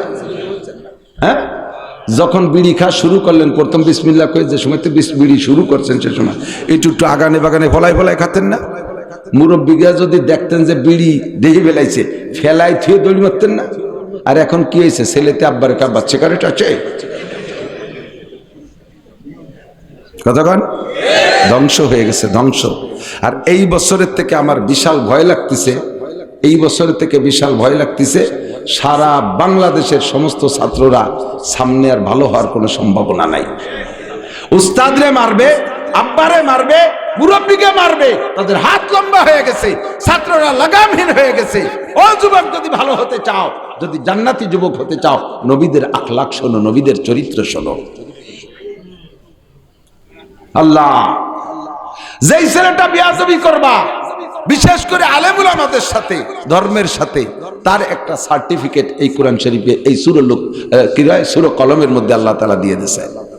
মাঝখানে বসে বলছি, বহুবার বলছি, শুনেছেন, হুজুর বয়ান করতেছে, মাঝখানে বসে ওই বদমাইশটা উদ্ভট কথা কয়, একবার আইটে যায়, একবার আসে, একবার ভাষা ফিরিয়ে দিয়ে বসে, মাঝে মাঝে ফুটফুট করে বাদাম খায়, খেজুর খায়, ওই দেশে সিমির বিচি, কচুর বিচি, বাঙ্গির বিচি, এইগুলো শিখে শিখে খায়, ওই যে চড়া পাখির মতো দাঙের মতো খায়, এই বসে বসে খায়। আবার মতের খেলা বলি, মুখে মুখে তর্ক করে। হুজুর মোটে ওয়াজই করতে পারতেছে না। এই সময় জিবরাইল আইছে, হুজুর কি ব্যাপার? ওই যে ওই বুড়োর জ্বালায় ওয়াজ করতে পারতেছি না। চেনেন বুড়োরে? হ্যাঁ চিনি, ও তোমার বাপ চাচাকে সাথী, ওরে তো জীবন ভরে দেখি। কয় যে ও ভাবে না, ওর আখলাক সম্পর্কে জানেন? কয় না, তা তো জানি না। কয় যে ওর আখলাকের মধ্যে মারাত্মক 9টা সমস্যা আছে, তার ভিতরে ওর আভ্যন্তরীণ সমস্যা, শ্রেষ্ঠ সমস্যা হলো কি বলা হয়, অতুল্লিম বাদা জালিকা জানিম, ওইটা হলো জারস সন্তান হারামজাদা। জারস সন্তানের গ্রাম্য বাংলায় কি কয়? জাইরুর বাচ্চা। কয় না, কথা কয় না, কি কয়? জাইরুর বাচ্চা। ওটা জাইরুর বাচ্চা। ওর নাম ওলিদ, ওর বাপের নাম মুগিরা বলে, ওর বাপ মুগিরা না, মুগিরার বাড়ির গোলাম ওর মার সাথে আকাম করে ওদের ফয়দা দিয়েছে। সে কথা সে কোনোদিন প্রকাশ করে না। ওই মুগিরার সাথে বাপের পরিচয় দেয়। মুগিরা বড় ধনী লোক, বড় নেতা ছিল, সেই নামে পরিচিত। ও কিন্তু মুগিরার জারস সন্তান, হারামজাদা। এর কারণে নবীর আদব রক্ষা করতে জানে না, আলেমুল আমার সম্মান জানে না, কোরআনের মজলিসের আদব জানে না, বেয়াদবি করে। হুজুর এই মাপকাঠিটা আপনার কাছে দিয়ে দিলাম। সূরা কলমের ভিতরে জিবরাইল বলে, কিয়ামত পর্যন্ত মুসলমানের সন্তানও যদি দেখেন আলেমের সাথে বেয়াদবি করছে, আলেমের গায়ে হাত দিয়েছে, আলেমকে গালি দিয়েছে, তাহলে মুখের পর বলতে না পারলেও তাকে বুঝে নেবেন ওর জন্মের মধ্যে দোষ আছে। ধরে, আরো ধরে। তোমার মুখের পর বলতে পারলাম না যে তুমি এরকম বিয়াদবি করে দাঁড়াই রইছো কেন, ফেগা দরিয়া। মুখের পর কলাম না যে তুই জারির বাচ্চা, কিন্তু বুঝিয়ে ফেলাইছি তোর জন্মের মধ্যে কোনো না কোনো দোষ আছে। তুইও জানিস না, তোর বাপও জানে না, জানে তোর মা। বেশি আর কিছু কইলাম না। সাবধান, কোন নেতার পালায় পড়ে, কোন দলের পালায় পড়ে যেখানে হাত দাও না কেন এই জায়গায় হাত দিও না, এই জায়গায় হাত দিও না। ভালো করে বুঝে নাও, আমরা তোমাকে বুঝে ফেলবো তোমার জন্মের মধ্যে দোষ আছে। উতুল্লিম বাদা যালিকা জানিম, ওটা হারামজাদা, ওটা জারজ সন্তান, ওর জন্মের ভিতরে দোষ আছে, যার কারণে নবী পাকের মজলিসের মধ্যে বিয়াদবি করে। আপনাকে পাগল কয়, আপনাকে মাতাল কয়, আপনারে গাঁজাখোর কয়, আপনার সম্পর্কে আমি বলে দিচ্ছি। আল্লাহ পাক বলেন নুন, একটা হরফ কোরআন শরীফে সূরার শুরুতে, এতে জের জবর পেশ নেই, এর জের জবর দেওয়া যাবে না, এর তরজমার চিন্তাও করা যাবে না। আল্লাহু আ'লামু বিমুরাদি বিযালিকা, তাফসীরের ভাষায় বলে হরফে মুকাত্তাত, কাটা কাটা হরফ, আলিফ লাম মিম, হা মিম, ইয়াসিন, তাহা, আইন সিন কফ, এরকম কিছু থাকে। এ নিয়ে আমাকে ভাবার দরকার নাই। এরপরে আল্লাহ কসম খায় ওয়াল কালামি ওয়া মা ইয়াসতুরুন, আমি কলমের কসম খেয়ে বলি, আমার সৃষ্টির ভিতরে বড় একটা সৃষ্টি কলম, আমি কলমের কসম খেয়ে বলি। আর কি কলমে যা লেখে, কলমে ওই কলমে কি লেখছে? আমাকে এই জায়গা জমির দলিল লেখছে, ও কলমে 104 খানা আসমানি কিতাব লেখছে। এই কিতাবগুলো দামি। আল্লাহ কয় কলমের কসম, আর এই আসমানি কিতাবের কসম খেয়ে বলি। কি কি কি বলবেন? নুন ওয়াল কালামি ওয়া মা ইয়াসতুরুন মা আনতা বিনিমাতি রাব্বিকা বিমাজনুন। আপনি হবেন কিয়ামত পর্যন্ত হাজার হাজার পণ্ডিতদের উস্তাদ। নবী পাক বলেন বুইস্তু মুআল্লিমা, এ দুনিয়ার বিজ্ঞানী জ্ঞানী যত ডাক্তার আর ডক্টর আর ইঞ্জিনিয়ার আছো, আয় সবাই মিলে আয় আমার সামনে। আমারে একটা অক্ষর পড়াইতে পারবি না, আমাকে আল্লাহ গোটা মানব জাতির উস্তাদ হিসেবে পাঠিয়েছে। বুইস্তু মুআল্লিমা, হে নবী আপনি কিয়ামত পর্যন্ত মানুষের জন্য বক্তা এবং সমস্ত মানুষের জন্য আপনি উস্তাদ। কাজেই উস্তাদের ভিতরে কোনো দুর্বলতা আমি রাখবো না, উস্তাদের ভিতরে বক্তার ভিতরে আমি কোনো দুর্বলতা রাখবো না, ডাক্তারের মধ্যে কোনো রোগ আমি রাখবো না। আপনাকে আমি কেমন বানাইছি জেনে নেন। ওয়াল কালামি মা ইয়াসতুরুন মা আনতা বিনিমাতি রাব্বিকা বিমাজনুন, আপনি আপনার রবের নিয়ামত, আপনি পাগল না, আপনি মাতাল না। মা আনতা বিনিমাতি রাব্বিকা বিমাজনুন, একটু জোরে বলেন আমার নবী কি পাগল? আমার নবী কি পাগল? আমার নবী কি মাতাল? এই আস্তে কয়েকে আমার নবী কি বোকা? আমার নবী কি অজ্ঞানী? আমার নবী চাইতে বড় শিক্ষিত আর পণ্ডিত আর চরিত্রবান জগতে আর কেউ আছে? আর কেউ নাই। মা আনতা বিনিমাতি রাব্বিকা বিমাজনুন। ওগো নবী শুনে নেন, আপনার কোন জায়গা হাত দেওয়ার কায়দা কাহারও জন্য আমি রাখি নাই। আপনার গফিরা লাহু মা তাকাদ্দামা মিন যামবিকা ওয়া মা তাআক্কার, আপনার আগে ও পিছে কোনো গুনাহ লেখা হবে না। এর মানে আপনি গুনাহ করবেন আমি লিখবো না তা না, আপনার চরিত্রের ভিতরে গুনার কোনো গন্ধই নাই। কলবের ভিতরে গুনার পরিকল্পনা তৈরি হয়। এদিক জিনা করার আগে কলবের ভিতরে পরিকল্পনা হয়, চুরি করার আগে কলবের মধ্যে পরিকল্পনা হয়। কত কয় না কেন? আল ঠেলার আগে কলবের মধ্যে পরিকল্পনা হয়। আল্লাহ পাক রব্বুল আলামিন তিনবার কইরা আমার নবীর এই কলবটাকে ফাইরা অপারেশন করে জিব্রাইলের মাধ্যমে জান্নাতি নূরানি পানি দিয়া ওয়াশ করে পরিষ্কার করে রাখছে, যাতে এই কলবের ভিতরে দুনিয়ার কোনো গুনার কল্পনা আসতে না পারে। একটু বলেন না সুবহানাল্লাহ। শিশুকালে হযরত হালিমাতুস সাদিয়ার বাড়ি থাকতে একবার সিনা চাক করেছেন, এরপরে বড় হওয়ার পরে আরেকবার সিনা চাক করেছেন। মাঠে ছাগল চড়াইতেছেন, সে জায়গায় যে জিব্রাইল সিনা চাক করেছেন। তৃতীয় নম্বর বার আরশে আজিমে নেয়ার আগে মেরাজের রাত্রে কাবা ঘরের পাশে হাতিমে কাবার ভিতরে শুয়াইয়া মিজাবে রহমত কাবার ছাদের পানি পড়ে যে জায়গায় দিয়ে একটা স্বর্ণের ডুঙ্গা আছে, গেইলে আপনারা দেখতে পারবেন, ছবি তো দেখবেন একটা ডুঙ্গার মতো দেখা যায়। কাবার ছাদের উপরে বৃষ্টির পানি পড়লে ওই পানি ওই ডুঙ্গাইতে গড়াইয়া যায়। ওর নাম হলো মিজাবে রহমত। এই মিজাবে রহমতের নিচে শোয়াইয়া নবী বলেন আনা ফিল ইয়াকজান, আমি সেই সময় বিলকুল সজাগ, আমি ঘুম না। জিবরিল একটা প্লেট আনলো, তসতুম মিনাজ জাহাব মুলাব্বাতুম মিনান নূর, বড় একটা প্লেট আনছে, তার ভিতরে সব পানি। এই পানিটা যেন স্বর্ণের পেয়ালা, স্বর্ণের প্লেটের ভিতরে পানি থই থই করতেছে, মনে হয় যেন সেখান থেকে নূর চমকাইতেছে, আকাশের দিকে নূর উঠতেছে। কন্যা সুবহানাল্লাহ। আল্লাহ। জিব্রাইল আমার গলার ভিতরে হলকুমের এখান দিয়ে ছুরি ঢুকাই দিয়া আমার নাভি পর্যন্ত ফেড়ে বুকটারে টান দিয়ে খুলে ফেললো। আমি সবই দেখতেছি, আমি অজ্ঞান না। কলিজা আর হাড় আর লাঞ্চটাকে বের কইরা ওই পানির মধ্যে ভিজাইলো। আমি কইলাম, জিব্রাইল রে, আল্লাহর সাথে দেখা করাইতে নিবা, আমারে অপারেশন কেন করো? জিব্রাইল কয়, ওগো নবী, তারা রাব্বাকা লাইলাতু উসরিয়া বিকা আশারা মাররা বিগাইরি হিজাব বিরুইয়াল আইন। অন্তরজনিতে আপনি আপনার রবকে আপনার এই চর্মচক্ষু দিয়ে একে একে 10 বার দেখবেন। কন্যা সুবহানাল্লাহ। মুসা নবী একবার আল্লাহকে একটু দেখতে চাইছিল, কতদিন গল্প করার পরে মুসা নবী কয়, রব্বি আরিনি আনজুর, আল্লাহ আমি একটু তোমারে দেখব। তোমার গল্পে এত মজা, তোমার কণ্ঠে এত স্বাদ। যুবকরা দিক তাকাও। ফোনে ফোনে দু এক সময় দূরের এক মহিলার সাথে লাইন করে ফেল। বুড়ো এক বিটি কি যে সুন্দর কথা কয়। কতদিন পর মনে হয়েছে এত সুন্দর মিঠে কথা কয়, দেখি এই বিটিটা কেমন। ফোন দিয়ে নিয়ে আইছো তুমি কানাইপুরের মোড়ে, ওই জায়গা যেয়ে দেখো সেই মহিলা তোমার নানির বয়সী।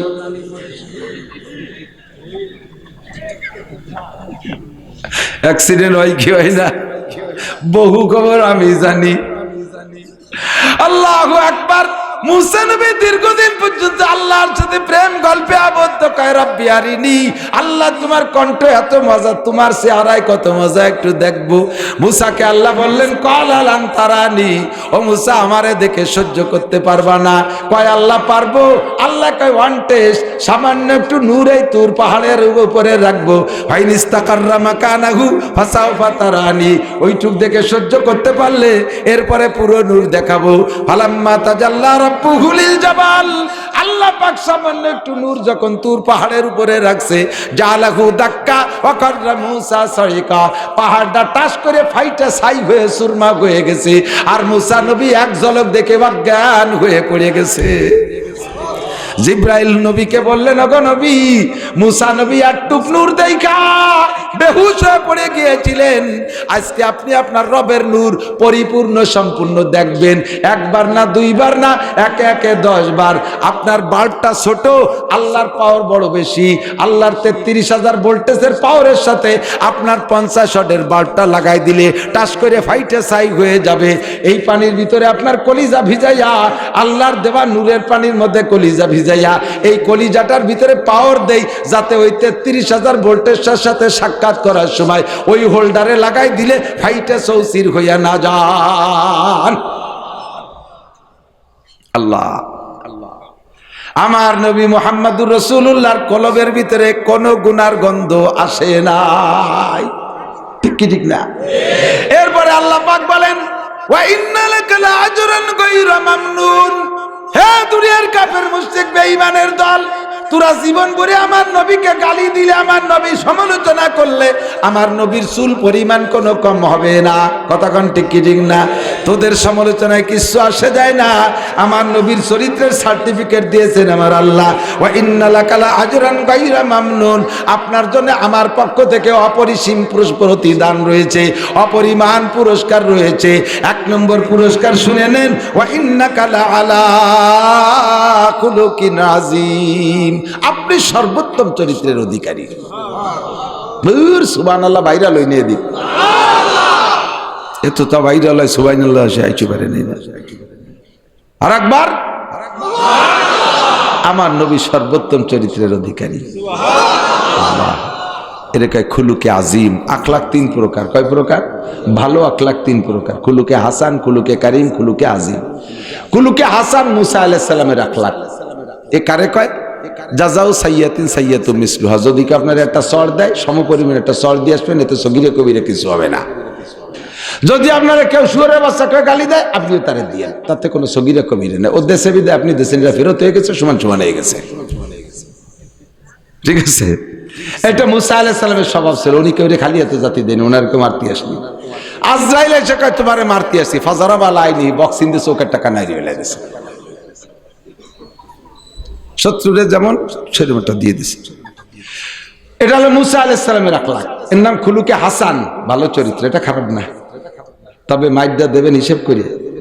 আপনারে জটটুক জোরে ঘুষি দিছে, আপনি শটটুক জোরে দেবেন। আপনারে যে জায়গা দিছে, আপনি সেই জায়গা দেবেন। আপনারে ফিটি দিছে, আপনি নাক জড়ায় মারি দিলেন, তাহলে নাকের 1 ঘুষি আর ফিটির 10 ঘুষির চেয়ে বেশি হয়ে যায়। ঠিক না? এই জন্য জাগাও সেইটি হবে, ওজনও ষাটটুক হবে। এই জন্য যদি মাইফি দিতে পারেন তাহলে দিয়েন, না পারলে দিয়েন না, সাইডি দিয়ে চলে আসেন। সাইডি দিয়ে পারি, এক ঘুষিতে কয় ঘুষি পয়দা দেয় চাইড়ি দেবো। আল্লাহ, আমরা সালতার মানুষ, রাত্রি হেসাক ধরে কাজী ওরা বস, ঠিক না? সুবহানাল্লাহ। আল্লাহ, ঈসা আলাইহিস সালামের চরিত্রের নাম খুলুকে কারিম। খুলুকে কারিম দয়াবান চরিত্র। উনাকে যদি কেউ ঘুষিতেছে, প্রতিশোধ নেওয়ার ক্ষমতা থাকা সত্ত্বেও না নিয়ে মাফ করে দিয়ে চলে আসছে। এটা ভালো না মন্দ? এ চরিত্র ভালো না মন্দ? এটা ভালো না? ওটা আর এক ক্লাস উপরে না? 3 নম্বর আমার নবীর চরিত্র। 3 নম্বরটাই 1 নম্বর। এটা হলো খুলুকে আজিম। 5টা গুণ বিশিষ্ট আখলাকের নাম খুলুকে আজিম। 5টা গুণের কি গুণ? 1 নম্বর গুণ হলো, হুজুরকে যদি কেউ গায়ে আঘাত করছে, ক্ষমতা থাকা সত্ত্বেও প্রতিশোধ নেন নাই। 1 নম্বর প্রতিশোধ না নেওয়া। 2 নম্বর, ওই লোকটার কাছে আবার মাফ চাইছে যে আপনি তো নিশ্চয়ই কোনো কারণে আমার পর রাগ করে ঘুষি দিয়েছেন, মেহেরবানি করে মাফ করে দেন। 3 নম্বর, লোকটার হাতটা মেসেজ করে দিয়েছে, ঘুষি দিয়ে হাতে ব্যথা পাইছেন নাকি। 4 নম্বর, ওই লোকটাকে সাথে সাথে ক্ষমা করে দিয়েছেন। 5 নম্বর, আল্লাহর কাছে দোয়া করছে, আল্লাহ তোমার বোকা বান্দা না বুঝে তোমার বন্ধুর গায়ে আঘাত করছে, এর জন্য তুমি যেন আবার প্রতিশোধ নিও না। তারা তো বোঝে না, আমি তারে মাফ করে দিছি, তুমিও তারে মাফ করে দাও। এই 5টা গুণ আমার নবীর আখলাকের মধ্যে থাকার কারণে আল্লাহ কয়, ওয়া ইন্নাকা লাআলা খুলুকিন আযীম, আপনি সর্বোত্তম চরিত্রের অধিকারী। এমন চরিত্রবান আমি আর কেউকে বানাইনি। এবার আপনি যদি চরিত্রবান হতে চাই, তাহলে কার চরিত্র আমার ভিতরে আসলে আমিও প্রশংসিত হব? মুহাম্মদুর রাসূলুল্লাহর চরিত্র, ঠিক না? আল্লাহ আরেক জায়গায় যে তাই বলতেছেন, লাকাদ কানা লাকুম ফি রাসূলিল্লাহি উসওয়াতুন হাসানাহ। হে দুনিয়ার মানুষ, যারা আমলিক করো, বঙ্গবন্ধুর আদর্শ ভালোবাসো, বাস্তবায়ন করার জন্য রাজপথ গরম করো। যারা বিএনপি করো, জিয়াউর রহমানের আদর্শ ভালোবাসো, তার বাস্তবায়নের জন্য রাজপথ গরম করো। যারা জাতীয় পার্টি করো, ইরশাদ সাহেবের আদর্শ পছন্দ করো, বাস্তবায়নের জন্য রাজপথ গরম করো। তোমরা বলো, সাক্ষী দাও, বঙ্গবন্ধু বেহেশতে যাইতে হলে, জিয়াউর রহমান বেহেশতে যাইতে হলে, ইরশাদ সাহেব বেহেশতে যাইতে হলে, শেখ হাসিনা বেহেশতে যাইতে হলে, খালেদা জিয়া বেহেশতে যাইতে হলে, ডক্টর ইউনূস বেহেশতে যাইতে হলে, অন্তর্বর্তীকালীন সরকারের সমস্ত উপদেষ্টা বেহেশতে যাইতে হলে, যার যার চরিত্র দিয়ে এই যোগ্যতায় যেতে পারবে না। একটা মানুষের সার্টিফিকেট লাগবে, একটা মানুষের সই লাগবে। যতক্ষণ পর্যন্ত ওই মানুষটা এনাদের সার্টিফিকেটে সই না করবে, অতক্ষণ পর্যন্ত একটাও বেহেশতে যেতে পারবে না। কথা বলেন ঠিক কি ঠিক না? কাজেই তাদের চরিত্র থেকে আমার তেমন শিখার কিছু নাই। শিখার মতো চরিত্রওয়ালা একটাই মানুষ, লাকাদ কানা লাকুম ফি রাসূলিল্লাহি উসওয়াতুন হাসানাহ। এই চরিত্র বর্ণনা করতে গেলে 30 পারা কোরআন শরীফের আলহামদুলিল্লাহ থেকে নিয়ে সূরা নাসের সিন পর্যন্ত ব্যাখ্যা করা লাগবে। সিদ্দিকা আয়েশা বলেন, কানা কুলুকুল কোরআন। নবী পাকের চরিত্র আর 30 পারা কোরআন শরীফ সেম। ওটা হলো ফিজিক্যাল কোরআন, আর মুহাম্মদুর রাসূলুল্লাহ প্র্যাকটিক্যাল কোরআন। একটু জোরে বলেন সুবহানাল্লাহ। ঠিক কি ঠিক না? 2-4 তো বলবো নাকি বলেন? 2-4 বলবো না? 2-4 আখলাকের কথা বলি, বেশি না। উনি আইসে যাবার সিগন্যাল দিতে, তার মানে শেষ করে দিন। কত বলবো, দিন ভরিয়ে টোটোরে বেড়াইছি, ঘুমোতে পারিনি। এই গোয়াজের মধ্যে ঘুম আসতেছে। আল্লাহু আকবার। দোয়া করেন, আপনাদের দোয়ায় বেঁচে থাকি, আল্লাহ যেন সুস্থ রাখে, বলেন আমিন। কাব্বারানি মৌতুল কুবারা, সব বুড়োরা চলে গেছে, এখন বুড়ো হচ্ছে আমরা। হ্যাঁ, নড়াচড়া হবে না। এতক্ষণ পানাইছি, এখন দোয়াবো। এই সময় সেরে যাও কেন, বালতি নিয়ে পেশাব আইছে, পানি পাল্টায় চলে এসো তাড়াতাড়ি। দেখ, একটু রস না দিলি বেড়া তো গমাইসে যায়। রাজি আছেন তো ইনশাআল্লাহ? নবী পাকের আদর্শ, আমরা সালামের আদর্শতে শুরু করি। হ্যাঁ, হুজুর আলাইহিস সালাতু ওয়াস সালাম মানুষের সাথে সাক্ষাতের পদ্ধতি কি শিক্ষা দিয়েছে? আফসুস সালাম। একটু বলেন আফসুস, বেশি বেশি সালাম করে। যুবক এদিক মোবাইলও সর্বপ্রথম রিসিভ করেই হ্যালো কবে না সালাম কবে? হ্যালো গেল। আল্লাহর রহমতে আমার এই ওয়াজটা বহুত কার্যকারী হয়েছে। কয়েক বছর আগের থেকে বলতেছি, মোবাইল ধরেই হ্যালো হ্যালো আসসালামু আলাইকুম, সালামের আগে যদি হ্যালো কয় তাহলে ওই সালামের উত্তর না দিলে গুনাহ হবে না, অথচ সালামের উত্তর না দিলে অজীব তরকের গুনাহ হবে। কেন? হাদিসে আসছে সালাম কবলাল কালাম, আগে সালাম পরে কালাম। ছোটরা পড়ে না, দেখছেন না? আজ হাদিস শরীফ قال رسول الله صلى الله عليه وسلم السلام قبل الكلام, আগে সালাম পরে কালাম। এরকম কয় না? আগে সালাম পড়েন, বলেন পরে। আমাদের নেতারা স্টেজে আসে, ইদানিং তো আল্লাহ বাঁচাইছে, স্টেজে খালি হচ্ছে নেতা জ্ঞাতের। আল্লাহ যেন আর কিয়ামতের আগে নেতারা স্টেজে না আসে। কি যে ডিস্টার্ব করে তা তোর কোয়ার কায়দা নাই। আইসে চেয়ার হইতে বসতে, হুজুর এটা বলবেন না, ওটা বলবেন না, সেটা বলবেন না, উনি যে কটা সেই দেয় সেই কটা বলবো। আমি দু একজন আপনি যে শিয়ে দেবেন তা আপনি কেন, আমি চলে যাই। কি যে কুয়ারার দিন চলে গেছে, আল্লাহ বাঁচাইছে। আর যদি কখনো নেতারা স্টেজে আসবে না, স্টেজ হবে উলামায়ে কিরামের। কথা বলেন? ওয়াজের মাঠে এসে কোনো রাজনীতি ওয়াজ করতে দেব না। আপনি এরকম লোক গুছান দেখেন, আপনার ডাকে কজন বিরিয়ানি খালি হতো, কজন বসায় রাখতে পারবেন না। আল্লাহর রহমতে আমরা খালি মুখী সারা রাত বসায় রাখতে পারি। আর আমাকে গুছাইনি মানুষ, উনি রাজনীতি করবে, ওইসব হবে না। আম্মা বাদ, সব বাদ, ঠিক না? আইসে সালাম দেয় কোন সময়?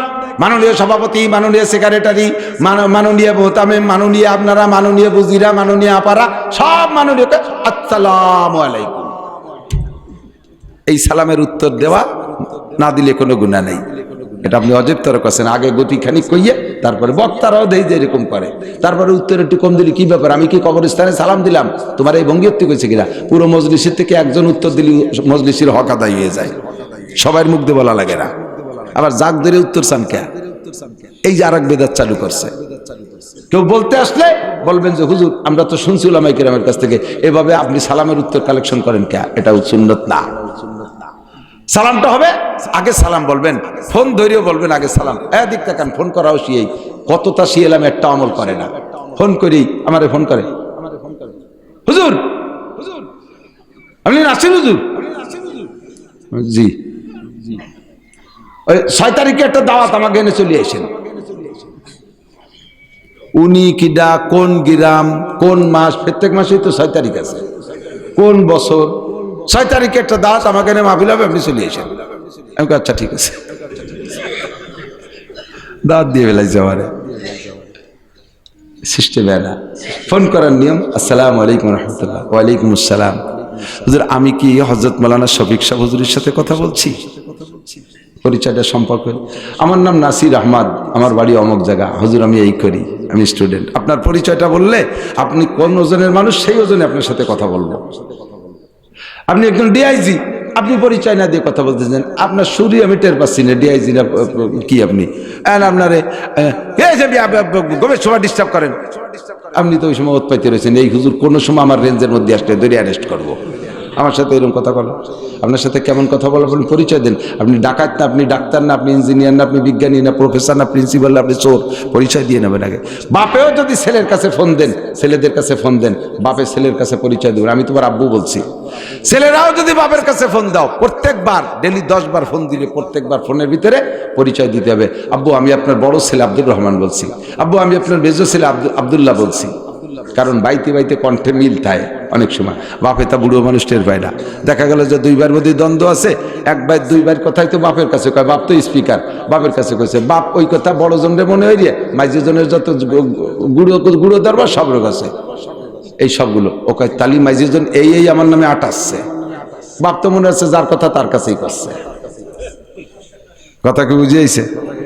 কথা বলার সিস্টেমে বোর কাছেও যদি ফোন করো তাও পরিচয় দিবা, আমি তোমার স্বামী বলছি, আমি অমকের ছেলে, একটা আমি ছেলে মেয়ের একটা বাপের নাম দিয়ে আমি অমকের বাপ বলছি, তাহলে কথা বলতে সুবিধা হবে। পরিষ্কার আসসালামু আলাইকুম রহমতুল্লাহ। কি সুন্দর পদ্ধতি, আল্লাহর পক্ষ থেকে শান্তি আর রহমত আর বরকত তোমার উপরে নাজিল হোক। সালাম কটুক দেবেন তাও আল্লাহ শিখে দিয়েছে, ওয়াইজা হুইয়িতুম বিতাহিয়াতিন ফাহাইয়ু বিআহসানা আও রুদ্দুহা। যদি তোমার কেউ সালাম দেয় তাহলে যতটুক সালাম দিয়েছে তার চেয়ে একটু ভালো করে দাও। কেমন ভালো করে?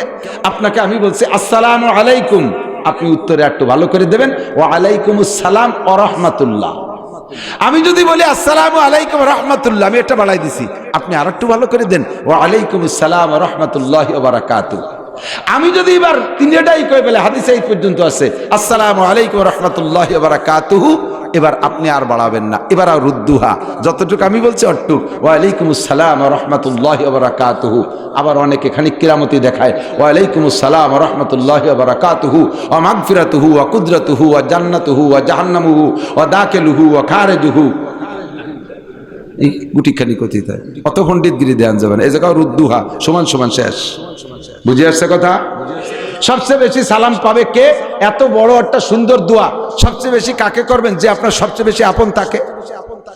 আপনার সবচেয়ে বেশি আপন মা, মারে ঘুরিয়ে ঘুরে সালাম দেবেন, মারে ঘুরিয়ে ঘুরে সালাম দেবেন। তারপরে আপন আপনার আব্বা, তারে ঘুরিয়ে ঘুরে সালাম দেবেন। এই দোয়াগুলো উন্ডা পাক। আব্বা মারে সালাম দিতে লজ্জায় নাক কেটে যায়, রাস্তার বিটাকে ফকা ফক সালাম দেয়। দুনিয়ার রাস্তার বিটাকে সালাম দিয়ে দোয়া দিয়ে ঢেউ দিচ্ছে, বাপে দাঁড়িয়ে ওরা আব্বারে বলে সালাম দেয়। তা কি তোরে লাথি দেয় নাকি? সাড়ে শয়তান। মারে বলে সালাম দেয়। বউ তারপরে আপন তারে সালাম দেন, বউ রে কি রে সালাম দেয় কদি দেই, ছেলে মেয়েরে বলে সালাম দিতে হবে। একে দোয়া দিবা না, তাই দুবার দোয়া দিবা কি হইতো বিটাকে? হ্যাঁ, রাস্তাঘাটের ফতেঘাটের বিটাকে ঢেউ দিচ্ছ সালাম দিয়ে দোয়া দিয়ে। এই দোয়াগুলো আপনদের মধ্যে আগে চালু করতে হবে। রাজি আছেন ইনশাল্লাহ? বাড়ি ঢুকেই এখন বাড়ি যাবেন না, রাত্রে বাড়ি যাবেন, দরজার কাছে যে সালাম দেবেন আসসালামু আলাইকুম রাহমাতুল্লাহ। বাড়ি কেউ থাকলেও ভালো, না থাকলেও ভালো, ফেরেশতারা আপনার সালামের উত্তর দেবে। আর ফেরেশতারা আপনার এই উত্তর দিয়ে মানে আসমান থেকে তারা দোয়া চেয়ে দিল আপনার জন্য। পারা যাবে না? বাড়ি ঢুকবেন বিসমিল্লাহি ওয়ালাজনা বিসমিল্লাহি খরাজনা ওয়া আলাল্লাহি রাব্বিনা তাওয়াক্কালনা, দোয়াগুলো শিখে নেবেন, আল্লাহর রহমতে বরকত আসবে আপনার বাড়ির ভিতরে। আল্লাহ, এটা নবীর আদব। যুবক, এরপরে মুসাফা, এদিক তাকান। মুসাফা খুব ভদ্রতার সাথে। মুসাফা আমরা বক্তারা অনেক সময় মুসাফার থেকে কৃপণতা করি। স্টেজের থেকে নামার পরে বা আসলে মানুষের বক্তাদের সাথে বড় মনে করে একটু মুসাফায় এই কথা শুনবে, মুসাফা করার জন্য একটু আসে, আগায় আসে, একটু মুসাফা করতে বলে কি যে খুশি হয়। বক্তা এক রাত্রে ভগের দল বলো রে 3-4 জনের ঘেরের মধ্যে দিয়ে চলে যায়, ফুস করে মুসাফা করবে না। মুসাফার ভিতরে সুন্নাত, তুমি 100 শহীদের সওয়াব পাবা, এই সওয়াবের থেকে তুমি বঞ্চিত হচ্ছ। সদস্য হুজুর রহমতুল্লাহ আলাইহির একটা ওয়াকিয়া আলী হোসেন শাহ হুজুর কাছ থেকে শুনছি। আলী হোসেন শাহ হুজুর তখন লালবাগ মাদ্রাসায় পড়ে, তো নোয়াখালী গেছে সদস্য হুজুর রহমতুল্লাহের সাথে মাহফিলে। তো হুজুর সে সময় খুব বুড়ো বয়স হয়ে গেছে, দুর্বল হয়ে গেছে। এই সময় মাহফিলে আলী হোসেন সাহেবের দেশে যে তুই অস্কার, তো হুজুর কয় আমি তো হাফেজ এক্সপার্ট মানুষ, যুবক মানুষ, ঝাঁকা নাকা বয়ান করছি 2 ঘন্টা, মানুষ মুগ্ধ হয়ে গেছে। আমারও যেই সবাই পেট ভরে গেছে। তারপরে সদস্য সাহেবের সাথে সাক্ষাৎ, এই অপেক্ষায় বসে রয়েছে। সদস্য সাহেব এসে 2-4 কথাকে মোনাজাত করে দিয়েছে, লোক দলে দলে আসতেছে একটু মুসাফা করতে। আলী হোসেন সাহেব কয় আমি সামনের পর দাঁড়াইছি বাগে, বুড়ো মানুষ এত মুসাফা করলে মরি যাবে না। সদস্য সাহেব আমারে দেশে ধমক, এই তুই মরবি না আমি মরবো? বললি তো আমি মরবো, তুই মুসাফাতে আনুর কিনা? আল্লাহর নবীর সুন্নাত মুসাফা। এর ভিতরে এমন কোন মানুষ থাকতে পারে যার সাথে মুসাফা করলে কিয়ামতের ময়দানে আমি মুসাফার ওসিলায় নাজাত পেয়ে যাব। আমি শামসুল হকের আমল দিয়ে ভেস্তে যেতে পারবো না, এর মধ্যে একটা মহাব্বতের মানুষ আমার সাথে মুসাফা করছে, ওই লোকটা ভেস্তি হয়ে গেছে, কিয়ামতের ময়দানে সে আমারে সুপারিশ করতে পারে, আমিও তারে বলতে পারবো ভাই আপনার সাথে মুসাফা করেছিলাম, তা আমার এই ভেস্তে যা তুই ঠেয়ানুর কিনা। বুঝেন কথা? আমি আসলে সেই থেকে সাধ্য অনুযায়ী চেষ্টা করি মুসাফা করার জন্য, সাধ্য অনুযায়ী চেষ্টা করি। ছোটরা অনেক সময় হাত বাড়াইয়ে বড়দের ধাক্কায় পারে না, বড়দের সরাই দিয়ে আমি সেই ছোট কয়েকজন নিয়ে আয় তোরা এবার তোরা আয়, ওরা একটু মুসাফা করে বাড়ি মার কাছে গল্প করে হুজুরের সাথে মুসাফা করছি, কি যে খুশি সে হয়, লাখ টাকা পাওয়ার সে খুশি হয়, ঠিক না? এই জন্য ওলামায়ে কেরাম কখনো মুসাফা থেকে কৃপণতা করবে না, সাধ্য অনুযায়ী মুসাফা করবেন। আপনারাও যদি সুযোগ পান এরকম মুসাফা করবেন। কার হাতের ওসিলায় ভেস্তে যাবেন বলা যায় না। স্ত্রীর সাথে মুসাফা করবেন, হালকা জাকি দেবেন, হাতের থেকে সগীরা গুনাহ ঝরে পড়ে যাবে। মুসাফার ভিতরে হালকা জাকি দেওয়ার কথা আসছে। হালকা জাকি, হালকা জাকি আবার আপনি 7 ফুটের জুয়ন বডি এরকম আমার মতো শূন্য একটা হুজুরি আকার ধরে জাকি দিয়েছেন, খট করে এনতে খুশি গেছে, এইরকম জাকি না, সহনীয় পর্যায়ে হালকা জাকি। এরপরে মুআনাকা, এদিক মুসাফা একটু আঙ্গুলির মাথায় মাথায় ছোঁয়া দেয়, মুসাফা হলো না, এক করে বুড়ি আঙ্গুলির গোড়া পর্যন্ত বাধাই দিতে হবে। 1 হাত করে দিলে হবে, 2 হাত দিয়ে করা ভদ্রতা বেশি। এটা মুরব্বীদের সাথে কখনো এক হাত দিয়ে মুসাফা করবো না ছেলেরা, দুই হাত দিয়ে মুসাফা করবো, ভদ্রতার সাথে বিনয়ের সাথে একটা দিনে কি পাবা। এরপরে মুআনাকা, কুলাকুলি। কুলাকুলি আছে না, কুলাকুলির সুন্নত এমনি বাদ, ঈদগায় যাই, ওরে বাবা বুহির ধাক্কা ইমামটা চিতে মরে যায়, সিরিয়াল ধরে দাঁড়াইছে মুআনাকা করতে হবে। সারা বছর ধরে দেখা আছে তার সাথে মুআনাকা, যার সাথে দেখা খুব কম হয় তার সাথে সাক্ষাৎ মুআনাকা। তবে সিস্টেম কি, দুইজনের ডাইন পাশ, দুইজনের যার যার ডাইন পাশে গলায় একবার, কয়বার, ইনুনতি তালেতে ফাঁকে মুহি মুহি বাড়ি লেগে দাঁত পুড়িয়ে গেছে। আর গলার সাথে গলা মিশিয়ে যায়, এরকম বুড়িয়ালা দুইজন, ওকে গলা মেশবে, ওকে হবে মুবাতানা, পেটাপেটি, খুলাখুলি হবে, তারপরে উভতে গলার সাথে একটু মিশিয়ে এনে। আল্লাহু আকবার। এদিক এরপরে আমি আমার এই চলে যাচ্ছে, কারা চলে যাচ্ছে, তোকে শিয়া হয়ে গেছে নাকি ভাই, দেশ আসল টুকিতে হয় নেদিকায়, বসেন বসেন না, শুনতেছেন তো সবাই, কষ্ট হচ্ছে। নবীর আদর্শ, এগুলো সব নবীর আদর্শ, সবই নবীর আদর্শের, প্রত্যেকটার পিছনে আরবিতে রিডিং আছে, হাদিসের ইবারত আছে। এদিক আসল যেটুকু বলবো সেটুকু। আমরা আসছি, আসার পরে ওলামায়ে কিরাম, ছাত্ররা সবাই খেয়াল করবে, সবাই বক্তারা গাড়ি নিয়ে আসছে, আমি আমার বক্তাদের কথাই বলছি, অন্যগুলো আপনাদের ব্যাপার। বক্তারা গাড়ি নিয়ে আসছে, আপনারা রিসিভ করতে গেছেন, যাইয়েই দরজাটা কট করে টান দিয়ে খুলে ফেলেছে। এটা খুলবেন না। আমার গাড়ি আমি কেনা শিখছি, চালানো শিখছি, বসা শিখছি, আটকানো শিখছি, খোলা আমি শিখছি, সব দায়িত্ব আমার। আমি আর এক জায়গাতে মাহফিল করে আসছি, গা গতর ঘামিয়ে গেছে, আমি গাড়ির মধ্যে কিছুক্ষণ খালি গায়ে বসে গেছি, আমার গাড়ির মধ্যে তার কেউ নেই। আমি এখানে আসবো, হয়তো তার মধ্যে ঘুমিয়ে গেছি, ড্রাইভার চলে আসছে, হুজুর চলে আসছি, আমি চট করে এখন রেডি হয়ে পারিনি। আপনি গাড়ি দাঁড়ানোর সাথে সাথে টাইম দিয়ে খুলে ফেলেছেন, দেন আমি খালি গায়ে বসে গেছি। আল্লাহ, কোন হুজুরি রস শুনতে এসেছি, জামা কাপড় নাই, বোঝেন নাই কথা। আমার প্রয়োজন, আমি টুপিটা খুলে বসে রয়েছি আমার গাড়ির মধ্যে, আপনি পট করে খুলে ফেললেন, আমার খালি মাথা, আমি নিজেই লজ্জাবোধ করতেছি। কখনো কাহারও গাড়ি খুলে, গাড়ির গেট খুলে এই খেদমত করতে যাবেন না। আমার আগের গাড়িটা এই সালতার এই পাশে কোন জায়গাতে যেন এরকম লক, এখনো ড্রাইভার খুলে, লক না খুললে তো টানলি খুলবে না, লক খুলে পারে নাই, হ্যান্ডেল ধরে টান দিছে এমন ধরে হ্যান্ডেলটা ছিঁড়ে গেছে। 8,000 টাকা লাগছে সেই হ্যান্ডেলে, আর অজে যাদের ছিল তাই যে তেল পানি দিয়ে আমার সেই হ্যান্ডেলের টা হয় না। হাসি উড়ে দিয়ে না, কথা শিখবেন, আদর্শ শেখেন। এবার ভিতরে গেছি, বসছি, আইসে মোহাব্বতের ঠেলায় আমার গাছ সাথে মিশে বসে, মুহির সাথে মুখ মিশিয়ে দিয়ে কথা খায়। আমার মুখে একটা গন্ধ আছে, এই গন্ধটা আমার নিজেরটা আমার কাছে খারাপ লাগে না, কিন্তু আমার মুখের গন্ধ আপনার খারাপ লাগে। মোহাব্বতের ঠেলায় প্রত্যেকটা কথা কওয়ার সময় মুহির সাথে মুখ মিশিয়ে কয়, বক বক করে গন্ধ বেরিয়েছে, দাঁত মাজে না, কতকাল আল্লাহ জানে, কুইয়ে বসা গন্ধ। আমার তো দম ভরে, আমি ছড়ি আর ও এসে আমার জায়গায় বসে, ওর মুহির গন্ধে ছড়ি, ও তার টের পায় না। এটা আদবের খেলাফ, এটা আদবের খেলাফ। জড়ায় ধরিয়ে কাইদিও একজন কইছে, মাঝে মাঝে কই দুইটা টেপে আছে। কালকে একজন কাছে, সারা জীবনে আপনার সাথে 2বার দেখা হয়েছে, আজকেই প্রথম। সারা জীবনে আপনার সাথে 2বার দেখা হয়েছে, তার আজই প্রথম, তাহলে 2বারের আর একবার কবে? খুশির ঠেলাই কয়ে ফেলাইছে। জড়াই ধরে কুলাকুলি হচ্ছে, যে গাল বড় পান আইসি দেশে না কান্দি দেশে জানিয়ে ফটফট করে স্পের ওই আমার সাদা জামা পিছন দিয়ে লাল হয়ে গেছে। আদবের খেলাফ, এটা কি আদবের খেলাফ? খেয়াল করতেছেন? এসব আদাবুল মুআশারাত, আমি যা বলতেছি, থানবী রহমাতুল্লাহ ছোট্ট একটা উর্দু রিসালা আছে, আদাবুল মুআশারাত, বাংলা হয়ে গেছে, ওইটা যদি পান কিনে পড়েন দেখেন এগুলো আছে না নাই, সব এর মধ্যে আছে। এরপরে আমরা ভিতরে বসছি, মুসাফা করে করে আইসিয়া আলেম পাবলিক আইসিয়ে গাতি মেরে বসে থাকে। আমার খিদেতে পেট তৈ তৈ করতেছে, আমি ফোনে কইছি 2 রুটি খাবো অথবা 2খান সিটাই ভিটে বানাইও, তারা তা বানাইছে আমি আর আমার ড্রাইভারের জন্য। এখন 20-20 জন আমার ভাইসে বসে রয়েছে, এরাও ওঠে না, আর ওই 2 ফিটিও দিতে পারতেছে না। বিস্কুট টিস্কুট দিয়েছেন, ওরা বসে যে খেয়ে সরি যাক, তা ওঠেই না। লাস্ট পর্যন্ত আমি বসে রয়েছি, আমার তা দিল না, খালি পেটে স্টেজে আইছি, খাতি পারলাম না। এই কাম করবেন না। যখন আপনার খাওয়া শেষ, কোরআন শরীফের হুকুম, ওয়াইজা তাইমতুম ফান্তাশিরু, ওয়াইজা তাইমতুম ফান্তাশিরু, খাওয়া হয়ে গেছে, জায়গা খালি করো, ওঠো, তোমার বিস্কুট খাতে দিতে তুমি পরে ভিটে খাওয়ার জন্য বসে রয়েছো কে? ওঠো,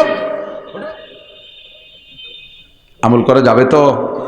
যেখানে যান এই কথাগুলোর দিক খুব খেয়াল রাখবেন, একটু ভুল করবেন না। আর দাওয়াত যদি হয় আমার দাওয়াত, আপনারা দাওয়াত দেশের, আমাকে মনে মনে একটা নিয়ত আছে, হুজুরের ড্রাইভার সাথে একজন খাদেম থাকতে পারে, সর্বোচ্চ একজন। আমি একজন মানুষের জন্য কয়জন খাদেমের দরকার? একজন। আমি কোনো জায়গায় ওয়াজে গেলে আমি তো একেবারে একা আসছি, আগে একটা ছেলে আসতো, কখনো কখনো একজন আনতাম, এখন তাও আনি না। আমার দাওয়াত যতটুক সেটুক হলো আমি আর আমার ড্রাইভার সাথে সর্বোচ্চ একজন খাদেম। আমি 4-5 জন তাগড়া তাগড়া নিয়ে যে উঠছি, গাড়ির ভিতরে কয়জন, ছাদে কয়জন, তলে কয়জন বাইন্দে নিয়ে দিছি, সাইডে যা খাইয়ে গে। এই গুটি খানিক দেখে বাড়িওয়ালা যা পাকাইছিল, কয় যে হবে না, ওই হুজুরটা বোর্ডিং এর থেকে খাওয়াই দাও। এই কাম করবেন না বক্তারা, কেউ এই কাম করবেন না কেউ। কত গ্রাফিটির দরকার? 5-7 জন পাইক পিয়াদা নিয়ে যে ওঠেন। হাদিসে আসছে, আল্লাহ নবী বলেন, মান দাখালা আলা তামিন বিগাইরি দাওয়াতিন দাখালা সারিকান ওয়া খারাজা মুগীরা।